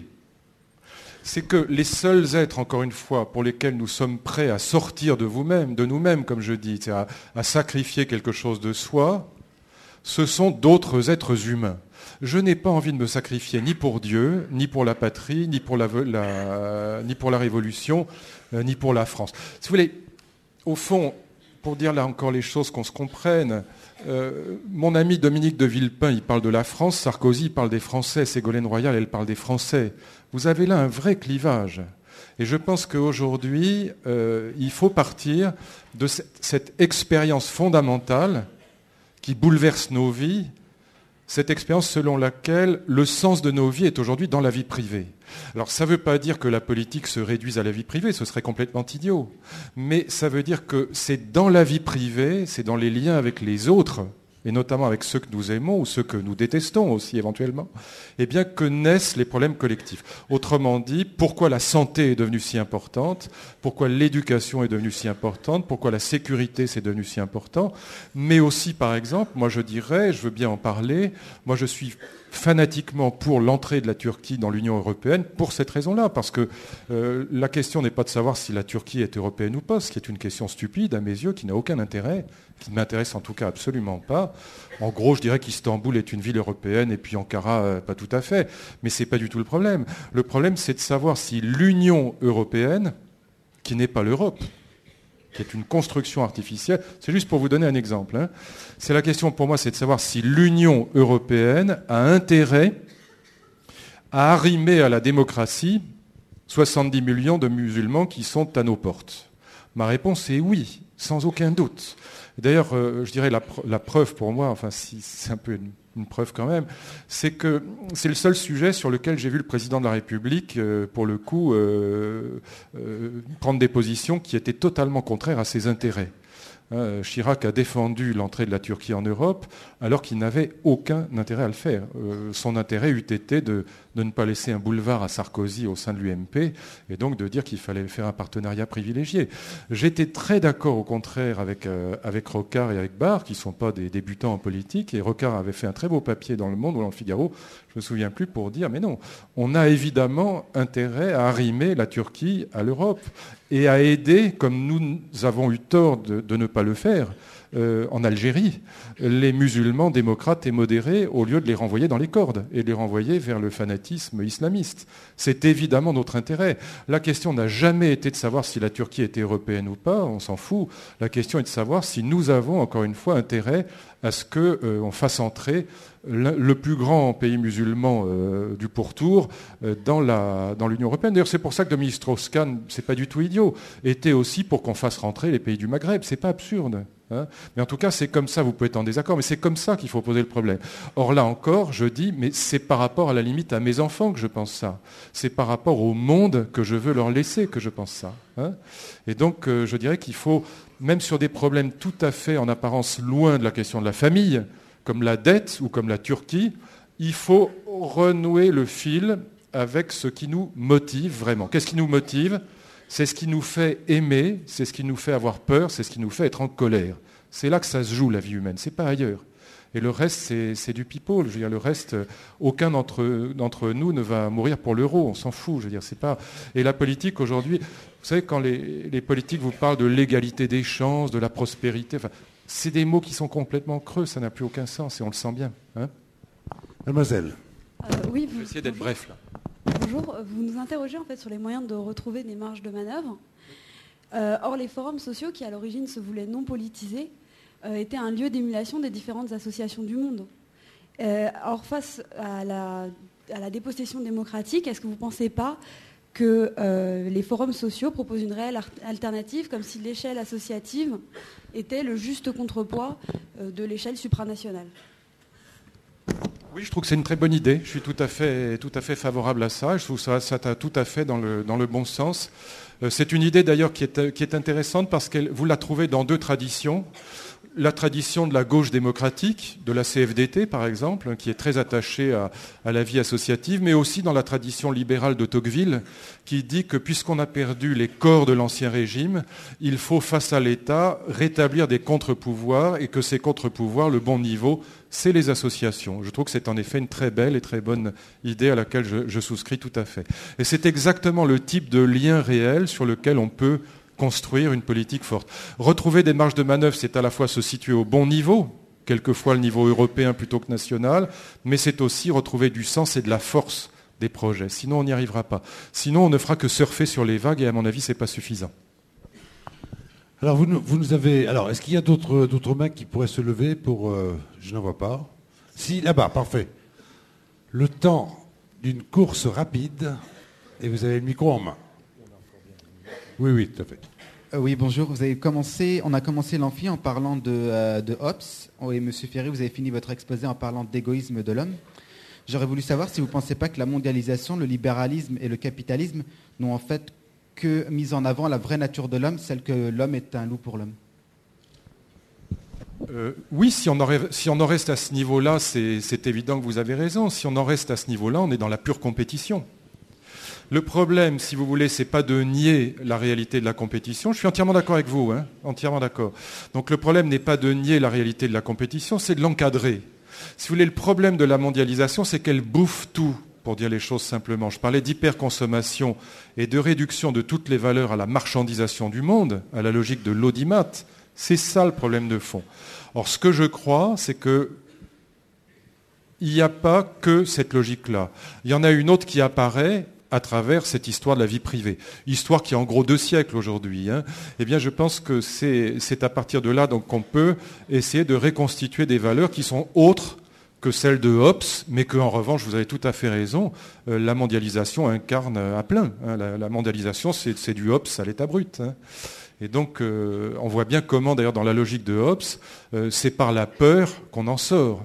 Je pense qu'il y a d'autres passions aujourd'hui démocratiques que la peur. Au fond, à l'époque de Hobbes et de Machiavel, c'est la même idée. Qu'est-ce qu'ils disent, Hobbes et Machiavel? Pour ceux qui ne les ont pas lus, en gros, ils disent ça. Ils disent, dans l'état de nature, et on y est avec la mondialisation à nouveau, dans l'état de nature, les humains sont en compétition jusqu'à la mort entre eux, et donc vous connaissez la fameuse phrase « l'homme est un loup pour l'homme ».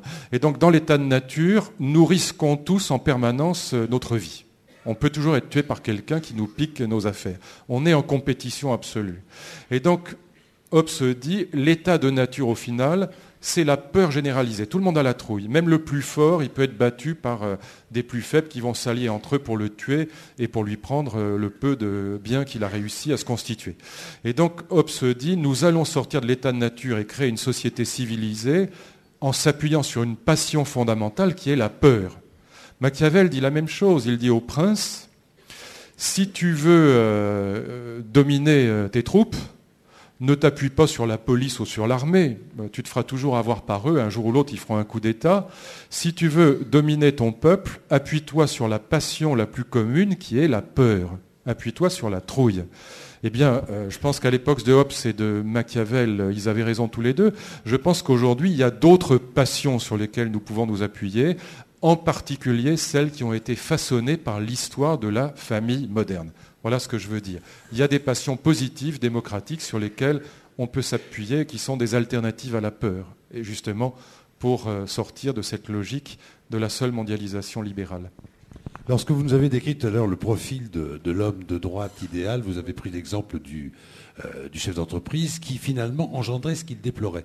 Et je me demande si ce n'est pas la mécanique totale de l'histoire, parce qu'au fond, si nous sommes des hyperconsommateurs, si nous sommes des zappeurs, nous engendrons aussi ce dont nous déplorons les effets. C'est la même mécanique qui est en cause. Alors, pour se sortir de nous, je me disais, tiens, il y avait un gars qui avait inventé une idée, c'était Alvin Toffler, quand il a écrit c'est pas une idée, c'était un constat, quand il a écrit la troisième vague et qu'il avait noté l'apparition de ce qu'il appelait le prosommateur, celui qui produit ce qu'il consomme.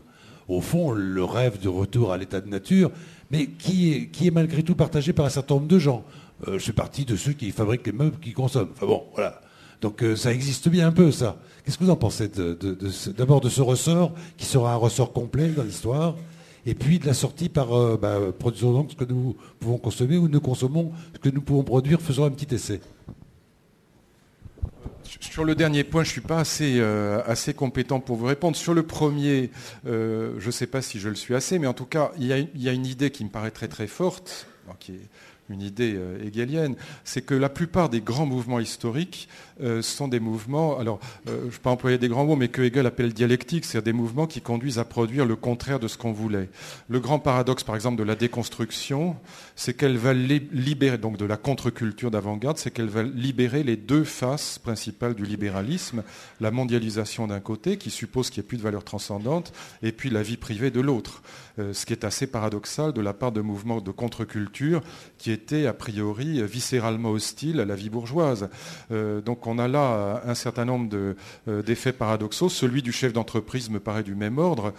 Toute l'histoire, en effet, du chef d'entreprise, si on le prend comme un type idéal, eh bien c'est l'histoire d'un homme qui, en effet, est d'un côté attaché aux valeurs traditionnelles, qui est plutôt conservateur en matière d'éthique, et qui va engendrer un monde de l'innovation permanente, qui est un monde dans lequel ce qu'il aime le plus sur le plan moral est totalement brisé.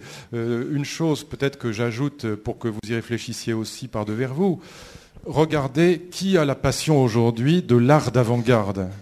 Les deux grands collectionneurs d'art d'avant-garde en France, c'est Bernard Arnault et c'est François Pinault.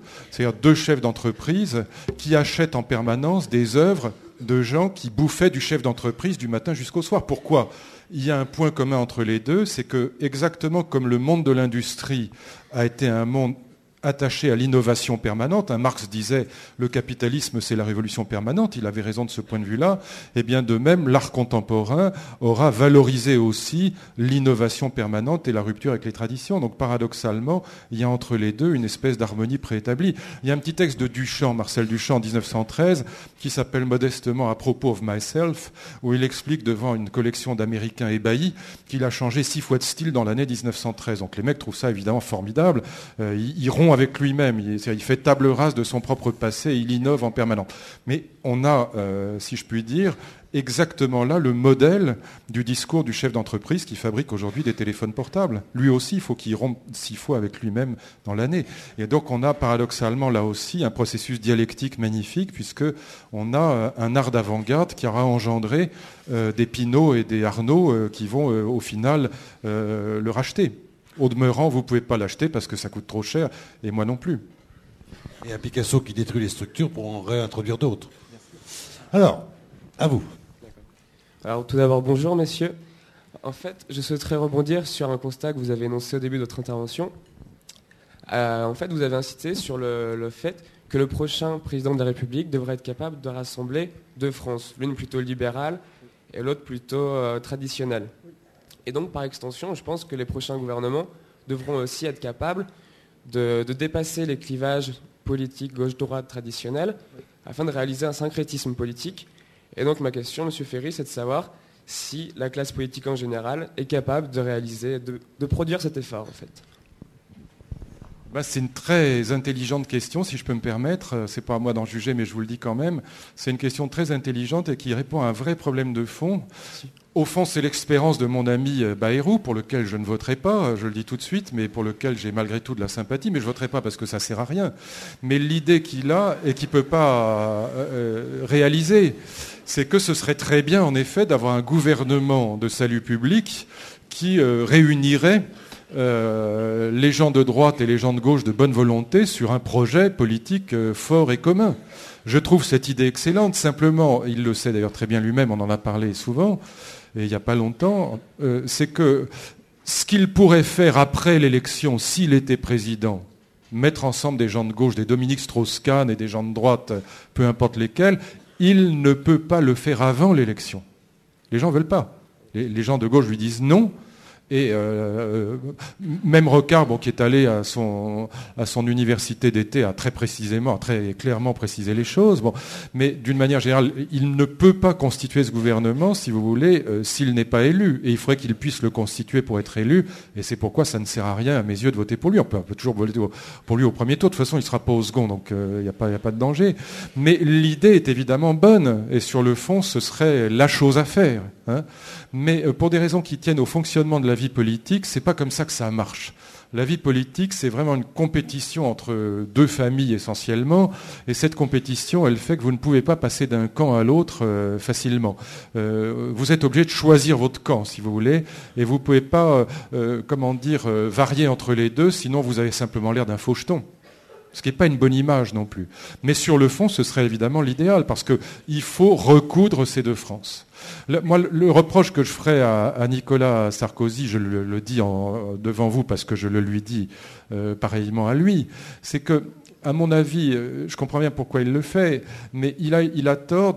Il ne peut pas poser une idée sans s'opposer, si vous voulez. Il ne peut pas poser une idée sans foutre une claque au type qui est en face. Ça ne sert à rien. Parce que quand vous faites ça, évidemment, vous faites plaisir à vos troupes, mais vous vous faites haïr par les gens d'en face. Et être haï quand on veut être président de la République, ce n'est pas une bonne idée. Et donc il faudrait resserrer. Et moi, fondamentalement, je pense que les deux France ont raison, si vous voulez. On ne peut pas demander à quelqu'un qui gagne 1 000 euros par mois à Paris et qui ne peut pas vivre à Paris avec 1 000 euros par mois, d'être un fanatique enthousiaste des projets de Seyer et de mondialisation. Même si Seyer a raison, ce n'est pas possible, ça n'a pas de sens. Il faut recoudre les deux. En même temps, nous parlons de la vie politique en France, parce que nous, on a inventé les cohabitations crispées, mais ailleurs, il y a des grandes coalitions et c'est moins crispé. Il y a peut-être une particularité française là-dessus. Alors... C'est-à-dire que non seulement on n'a pas le système politique allemand, mais on n'a pas la culture du compromis qui existe en Allemagne. Alors, moi j'ai une question juste devant moi, mais est-ce qu'il y avait une main levée? Allez-y. Bonjour Monsieur Ferry. Bonjour. Donc vous avez un petit peu parlé en filigrane dans votre exposé, un petit peu des médias, de la publicité, etc. Est-ce que vous pourriez revenir un petit peu là-dessus par rapport à ces questions de la peur et de la responsabilité est-ce que vous pourriez peut-être indiquer un peu comment aujourd'hui on pourrait faire pour résister justement à la puissance des médias aujourd'hui qui produisent bien souvent une information assez standardisée, je dirais, et assez pauvre. Parce qu'aujourd'hui, c'est vrai que sur Internet, il y a des alternatives qui essaient de se développer. Je pense à Indymedia, par exemple, et c'est peut-être pas forcément à la hauteur des enjeux par rapport à tout ce qui est risque, responsabilité et enjeux d'avenir. Voilà, merci. Vous savez, le problème des médias, c'est que ce sont des entreprises privées comme les autres. Et donc, ce sont des entreprises qui fonctionnent à la logique de l'audimat. Moi, j'ai beaucoup travaillé dans la presse, j'ai été conseiller de la direction de l'Express, du Point. Je vois bien comment ça marche. Simplement, par exemple, pour qu'on se comprenne bien, vous avez 4 grands hebdomadaires généralistes en France. Donc le Point, l'Express, l'Obs et puis Marianne, avant l'événement du jeudi. On dit dans les rédactions qu'il y en a un 5e qui est flottant. C'est celui qu'on récupère, si je puis dire, en fonction de la une qu'on fait, de la qualité de la une, de ses capacités de séduction. Donc en gros, avec une très bonne une, vous pouvez rafler 150 ou 200 000 lecteurs de plus. Bon. Ça veut dire qu'on est dans une logique de compétition, dans une logique d'audimat qui est exactement la même que sur TF1, par exemple, à 21h. On est donc dans une logique, si vous voulez, dans laquelle les journalistes, y compris les meilleurs, sont pris par cet impératif qui est celui de la vente, tout simplement. Or, ceux qui se vendent pour des raisons évidentes, mais ça c'est nous, hein, c'est pas eux, c'est pas les trains qui arrivent à l'heure. Bon. Et donc, même si je pense que globalement la profession de journaliste est aujourd'hui sinistrée, parce que je pense qu'il y a quelques très bons journalistes dans chaque journal, il y en a 1 ou 2, ou 3, j'en sais rien, je n'ai pas fait le compte, mais vous avez quand même 90% de journalistes qui sont calamiteux. Et c'est vrai que c'est la réalité des choses aujourd'hui. Je suis désolé, mais par exemple, Libé, je n'ai jamais lu dans Libération un seul article sur ce que le gouvernement dans lequel j'étais était en train de travailler, qui soit simplement factuellement juste. Par exemple, sur le budget de l'éducation nationale, il n'y a pas un article qui soit juste dans Libé en 2 ans. Pas un. C'est quand même frappant. Après, ils sont en faillite, mais c'est un peu normal aussi. Moi, j'ai eu des trucs avec Libé qui étaient hallucinants. Parce que que les types se payent un ministre de droite l'éducation, attends, c'est parfaitement normal. Je veux dire, je suis pas né de la dernière pluie. Si j'étais à leur place, je ferais pareil. Un ministre de l'éducation dans un gouvernement de droite, c'est quand même un bon sujet pour quand on est journaliste à Libé. Donc ça ne me choque pas, et que même qu'ils tapent dessus tous les jours, très bien, ça fait partie du jeu, c'est normal. Mais j'ai eu des trucs qui étaient hallucinants. Quand on a dit que j'avais fait construire une salle de sport pour ma femme dans la bibliothèque du ministère, mais je veux dire, il faut être cinglé. Je veux dire, c'est pas possible. Bon, évidemment, c'est faux. On a dit que j'avais acheté une voiture pour ma femme sur les fonds du ministère. Mais c'est pareil, c'est dément. D'abord, il n'y a pas besoin d'acheter une voiture, il y en a 50 dans la cour. Mais en plus, c'est complètement idiot. Vous ne pourriez pas faire ça. Puis si vous le faisiez, vous êtes fou furieux. C'est-à-dire, vous êtes bon à mettre à l'hôpital psychiatrique. Je n'ai évidemment jamais fait ça. J'ai eu des... C'était fou parce que j'avais chez Ruquier, que j'aime bien par ailleurs, il fait une émission que vous connaissez sur Europe 1 avec les ozos qui sont autour, avec Benichou que j'adore, qui est un type sympathique comme toi en plus. Bon. Pendant 3 mois, ils nous ont allumé, Marie-Caroline, c'est ma femme, et moi, sur le thème, il a fait construire une salle de sport, il a acheté une bagnole à sa femme avec les fonds du ministère. Bon, à la fin, j'en avais quand même un peu marre, parce que les gens, il y avait quand même 4-5 millions de Français qui croyaient que c'était vrai. Bon, donc ça finit par être gênant. Et donc les types insultaient Marie-Caroline à l'antenne en disant, en ces termes, cette salope qui fait faire pipi à son chien sur les coussins de la bagnole qu'on a payé avec notre pognon, etc. Bon, il y a un moment où je vais chez El Kabash à Europe 1 pour vous dire comment ça se passe. Et puis, donc, l'interview d'El Kabash le matin à Europe, je fais l'interview qui dure, je ne sais pas quoi, 10 minutes, 20 minutes, je ne me souviens plus. Et puis, je sors de l'interview, je dis, écoute, Jean-Pierre, sois gentil, est-ce que tu peux dire à ton copain Ruquier qu'il arrête de déconner parce que ça finit par nous pourrir l'existence. Si c'était vrai, je te dirais d'accord, mais c'est complètement délirant. El Kabash me dit, bah tiens, tu as de la chance, ils sont en direct. Et à Europe 1, il y a un amphi comme ça, où il y a le public, et puis il y a les ozos là, qui font leur émission en direct. On rentre par une petite porte qui est tout en haut comme ça, ils me propulsent par la porte, je me retrouve là, et il y a Ruquier, on a la chance, la visite, le ministre de l'Éducation nationale, etc. Venez donc, je n'ai rien préparé du tout. Je m'assieds là, à côté d'eux. Chance inouïe, donc je leur dis, écoutez, vous êtes gentils, je vous aime bien, vous me faites rigoler et tout, mais là, il faut arrêter de déconner. Je n'ai jamais acheté, évidemment, de voiture, ni fait de salle de sport à ma femme. Bon. Et heureusement, Benichou m'a défendu. Donc il a dit, oui, je les connais, je peux dire c'est vrai, tout ça c'est idiot, il faut arrêter. Le truc s'est arrêté. Mais sinon, pendant 3 mois, ça m'a pourri la vie, au point qu'à l'Élysée, à Matignon, les gens se demandaient si c'était vrai ou pas. Je veux dire, ça finissait par devenir très très gênant. 2 anecdotes comme ça, j'arrête parce qu'on pourrait longtemps, mais dans le livre de David Henkoff, qui était journaliste à Libé à l'époque, a fait un livre contre moi, c'est tout à fait son droit, mais 2 trucs simplement. Il dit, voilà, c'est le jour de la remise de médaille par Xavier Darcos, mon ministre délégué, à Alain Etchegorienne, qui est un de mes amis, philosophe connu. Bon, Marie-Caroline arrive avec des cuissards en mini-jupe, machin, elle voit Michel-Édouard Leclerc et elle lui raconte des trucs sur Juste un détail, elle n'était pas là. Elle était à 1500 km, elle était là ni de près ni de loin. Qu'est-ce que vous voulez que je fasse dans ce cas? Et le type raconte comme ça aussi le 10e anniversaire d'LCI, pareil. Marie-Caroline arrive au bras de Luc Ferry, très élégante, machin, etc. Elle serre la main de Patrick Lelay. Pareil, elle n'était pas là. Alors j'avais mon officier de sécurité qui lit ça, qui me dit « Mais attends, mais les mecs sont fous, sont cinglés. Je ne peux rien faire. Qu'est-ce que vous voulez faire dans ce cas-là? Vous ne pouvez rien faire. » Donc vous avez des campagnes comme ça qui se montent contre vous. Et encore aujourd'hui, je vous regardais dans un très bon journal qui est La Croix. Il faisait un article récapitulatif sur moi. Et la dame qui faisait l'article rappelait encore que j'avais construit une salle de sport pour ma femme. Je n'y peux rien. Vous ne pouvez pas faire. Et là, il y a quand même un vrai dysfonctionnement, mais qui est lié à ce que je vous dis. C'est que les journalistes, ils sont pris dans une logique délirante qui est la logique de l'audimat. Et ceux qui essayent d'en sortir, eh ben, ils ont beaucoup de mérite, mais beaucoup de mal aussi. On est tous dans le même bateau. Hein. Et là, on a un vrai problème quand même. Alors, vous. Bonjour, Monsieur Ferry. Merci beaucoup pour votre exposé, c'était très intéressant. Je me permets de revenir à quelque chose d'un peu plus idéal. En fait, j'ai tiqué un moment tout à l'heure lors de votre exposé quand vous avez parlé, en gros, de la perte de sens. En fait, j'ai considéré moi que c'était une contradiction. En fait, ça n'était pas une. Vous nous parliez qu'il n'y avait pas de solidarité, que les nouvelles idoles, c'était plutôt la vie privée, l'individualisme. Et juste après l'exposé, vous étiez assis, vous nous avez parlé de l'humanitaire qui était en plein épanouissement. Je me suis demandé quel était le point commun entre les deux. C'est l'humain, c'est ça, qui serait entre les deux? Oui. Et dans ce cas-là, ma question, c'était juste, si l'humain, c'est le point commun, est-ce qu'on ne pourrait pas dire que d'une certaine façon, c'est une vraie transcendance, la foi en l'humain, la croyance en l'humain, que ce soit pour les associations, les ONG? Exactement, oui. C'est exactement ce que je pense, oui. On est entièrement d'accord. C'est une vraie transcendance. Alors, le lien entre les deux, si vous voulez écoutez, un jour, lisez une fois dans votre vie, ça vous prendra même pas 1 heure, ça fait 70 pages, le texte fondateur de l'humanitaire moderne, c'est-à-dire le tout petit livre d'Henri Dunant qui s'appelle « Un souvenir de Solferino ». Lisez ça, c'est absolument génial. Henri Dunant qui est à l'époque un bourgeois riche, va il veut retrouver Napoléon III pour lui demander de lui céder des colonies en Algérie, parce qu'il veut aller faire de l'argent en Algérie. Et il prend son carrosse, si je puis dire, sa diligence, et il va essayer de rejoindre Napoléon III. Et puis, par hasard, il traverse le champ de bataille de Solferino. Il y a là une guerre terrifiante, il y a 45 000 morts en 3 jours. C'est l'horreur absolue. Le sang ruisselle partout, c'est abominable, parce que les types ont les membres... Et il raconte ça. Et il raconte comment il s'arrête, et parce qu'il voit des gens crever.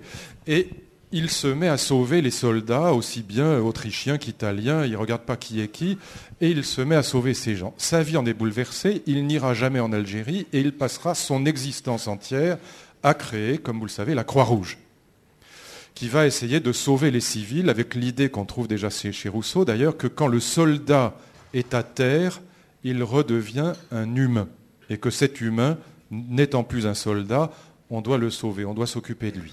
Et il invente l'humanitaire moderne. Maintenant, si vous regardez le lien avec ce que je vous raconte, c'est que la naissance de la famille moderne, c'est-à-dire du mariage d'amour, c'est la même époque. Et c'est directement lié. Pendant des siècles et des siècles. Alors, je vous donne des conseils de lecture comme ça, si vous voulez. Lisez un tout petit livre aussi, qui est génial, le livre de François Lebrun, grand historien français, qui s'appelle « La vie conjugale sous l'Ancien Régime ». Le meilleur livre sur le sujet, c'est le livre d'Edward Shorter, si ça vous intéresse, qui s'appelle « La naissance de la famille moderne ». Et qu'est-ce qu'il raconte ? C'est que pendant des siècles et des siècles, on ne se marie pas par amour, et on n'aime pas les enfants, globalement. On ne se marie pas par amour, on se marie pour faire vivre la ferme, et on se marie pour avoir un aîné, ce qu'on appelle le lignage, pour laisser la ferme à l'aîné. Et donc, pendant très longtemps, on ne se marie pas, on est marié. On est marié par la famille, ou plus exactement par le village, aussi bien dans l'aristocratie que chez les petits paysans. Et donc le motif du mariage n'est pas l'amour.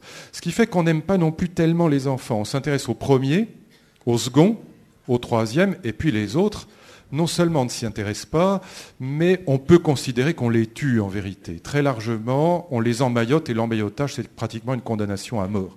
On les abandonne. Au XVIIIe siècle, il y a environ 35% d'abandon des enfants. On les dépose sur le pas de l'église, et puis vous avez des descriptions, moi je raconte dans mon livre, dans un livre qui s'appelle « L'homme-dieu ou le sens de la vie », où je raconte ces histoires-là qui sont incroyables, où vous avez le cantonnier du village qui arrive avec une hotte et qui, tous les jours, ramasse les petits sur le pas de l'église, dans les villes, et va les emmener au grand hôpital, il les met dans une hotte, et quand il arrive, eh bien, il y en a au moins la moitié qui sont morts.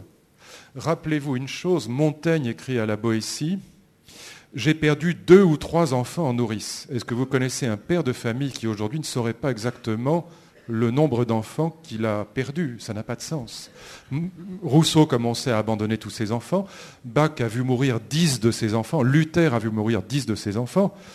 La vie privée n'existe pas à l'époque. Quand vous regardez l'architecture des maisons, la vie privée n'existe pas. 2 petites idées là-dessus qui vous permettront de lire ces textes si ça vous intéresse, mais qui sont vraiment fondamentales. Est-ce que vous savez ce que c'est que le charivari ? Le charivari, aujourd'hui, on dit c'est du bruit, quoi. Enfin, on dit aux enfants arrêtez de faire un charivari pareil. Bon. Le charivari, c'est une coutume qui existe pendant tout le Moyen-Âge en France, jusqu'à la fin du XVIIIe siècle, qui est souvent accompagnée d'une autre coutume qu'on appelle l'azouade, et qui consiste, quand un mari est cocu, ce qui arrivait à l'époque comme aujourd'hui, et réciproquement d'ailleurs, quand un mari est cocu, eh bien, on l'asseyait à l'envers sur un âne, on le peignait en rouge, on lui crachait dessus, on lui tapait dessus, et puis après on le remettait avec sa femme dans sa maison, et on tapait sur la maison à coups de pelle, de pioche, de casserole, de ce que vous voulez, et on les empêchait de dormir pendant 48 heures. Pourquoi on faisait ça ? Aujourd'hui, quand un type est cocu, moi ça m'arrive d'en croiser dans les dîners comme vous, c'est pas la première chose dont on lui parle. Hein, c'est comme la corde du pendu, on essaye d'éviter le sujet. Bon. À l'époque, non seulement on en parlait, mais tout le village rappelait la loi. Pourquoi ? Parce que c'est le village qui avait marié les gens et que la vie privée n'existait pas. Et donc c'est le village qui rappelait la loi de la vie privée. C'est ça l'idée. Qu'est-ce qui s'est passé? Deuxième idée, puis je m'arrête là. Qu'est-ce qui a fait naître ce mariage d'amour? C'est le salariat.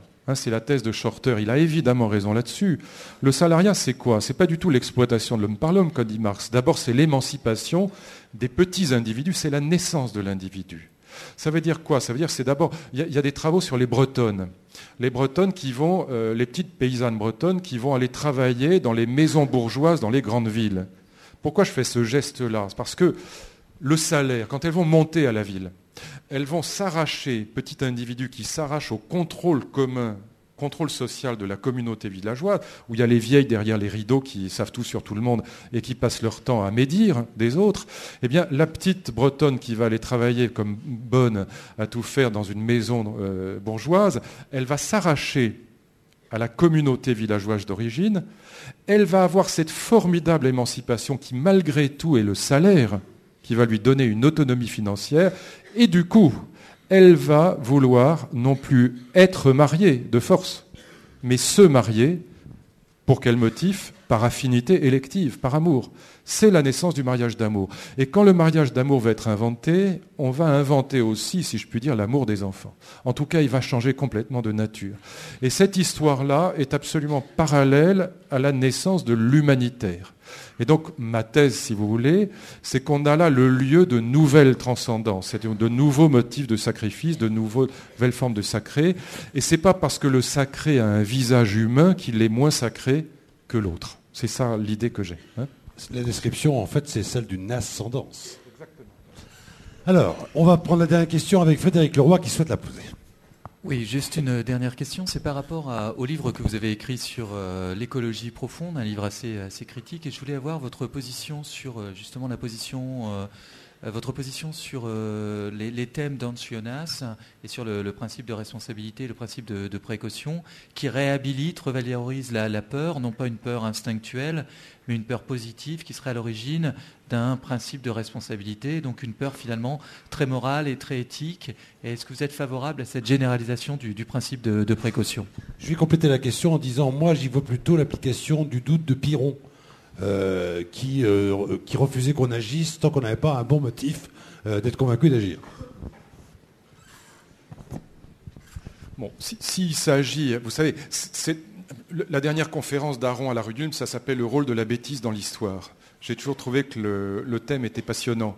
Et j'ai toujours trouvé qu'il s'appliquait assez bien à ces problèmes de principe de précaution. Pourquoi? Parce que, évidemment, on est tous pour le principe de précaution. Je veux dire, personne n'est contre. Et évidemment que la peur est aussi, comme la souffrance d'ailleurs, une passion utile. Si nous n'avions pas peur et si nous n'avions pas la souffrance, on pourrait s'endormir avec les pieds dans la cheminée et se réveiller avec les pieds carbonisés. Donc on sait très bien qu'il y a une fonction, en effet, salvatrice, si je puis dire, de la peur et de la douleur. Bon, s'il s'agit de dire ça, on est tous d'accord. S'il s'agit de sacraliser l'idéologie du risque zéro, alors là, je redeviens un peu à droite, si vous voulez. C'est-à-dire, je trouve qu'il y a quand même une espèce de folie qui s'empare de nous lorsque nous avons, par exemple, cette crainte fanatique des OGM, alors que les OGM, c'est aussi vraisemblablement ce qui peut sauver l'Afrique de la famine, par exemple. Quand vous demandez aux Africains, moi j'ai eu la chance de pouvoir rencontrer des quantités de chefs d'État dans le monde, c'est un des avantages de ce métier de ministre.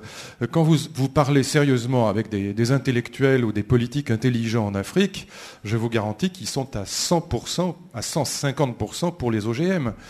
Donc il y a là quand même un vrai problème, qui est un problème si vous voulez, de savoir à partir de quel moment on passe de l'autre côté du cheval. C'est pas, ça rime à rien d'être dans un débat théologique qui dirait je suis contre le principe de précaution. C'est comme de dire je suis contre l'adaptation de la France à la mondialisation. C'est idiot. On n'est pas pour l'inadaptation et on n'est pas pour l'imprudence. Le problème est de savoir quel sens ça a dans le débat public. C'est une question d'appréciation des peurs sur lesquelles ça joue et de jusqu'où on va trop loin, si je puis dire. D'une manière générale, je vous vois citer Axel Honneth avec, moi je le connais bien évidemment, puisque on a eu l'occasion de discuter ensemble. Il a pris des positions sur le débat français autour du CPE qui m'ont semblé d'une immense absurdité, pour être franc. Le type est évidemment un homme très intelligent. Simplement, ce que je reprocherais d'ailleurs aussi bien à Habermas qu'à Axel Honneth ou à Jonas, c'est que ce sont des gens qui vous écrivent des livres de 800 pages pour vous dire un truc que vous pourriez dire en 2 minutes. C'est-à-dire qu'en effet, il vaut mieux préférer la prudence à l'imprudence, ou qu'il vaut mieux préférer l'argumentation à la violence. Mais en gros, dès que vous allez un peu plus loin, je suis en train de lire le dernier bouquin d'Habermas, par exemple, mais je suis consterné parce que c'est d'une complexité qui ne m'échappe pas, que je trouve amusante. C'est un peu comme dans les concertos romantiques, le moment où il y a la cadence, et le type se donne sa mesure, et il montre qu'il sait vraiment jouer du violon. Mais au final, les cadences dans les grands concertos romantiques, c'est ce qu'il y a de moins beau, et c'est ce qu'il y a de moins intéressant. Et donc je me demande quand la philosophie allemande va sortir de cette fascination que j'ai eue aussi. C'est pour ça que j'en parle de l'intérieur, si je puis dire. J'ai fait ma thèse sur Fichte, c'est le pire de tous, pour la virtuosité. Il y a un moment où je trouve que tout ça ne sert absolument à rien, et j'aimerais qu'on en sorte le noyau, si je puis dire, et qu'on en tire les conséquences que ça peut avoir pour nous, en termes de sens. Hein. Voilà. Comment conclure? Parce qu'il est le moment de conclure. On va manger. Mais moi, j'ai envie le génie, selon Bukowski, c'est, dans un premier temps, dit-il, de rendre simple quelque chose de compliqué. Ou plutôt non, de rendre plus simple encore quelque chose de déjà simple. Je crois que c'est ce à quoi nous avons assisté. Merci à vous, Luc Ferry.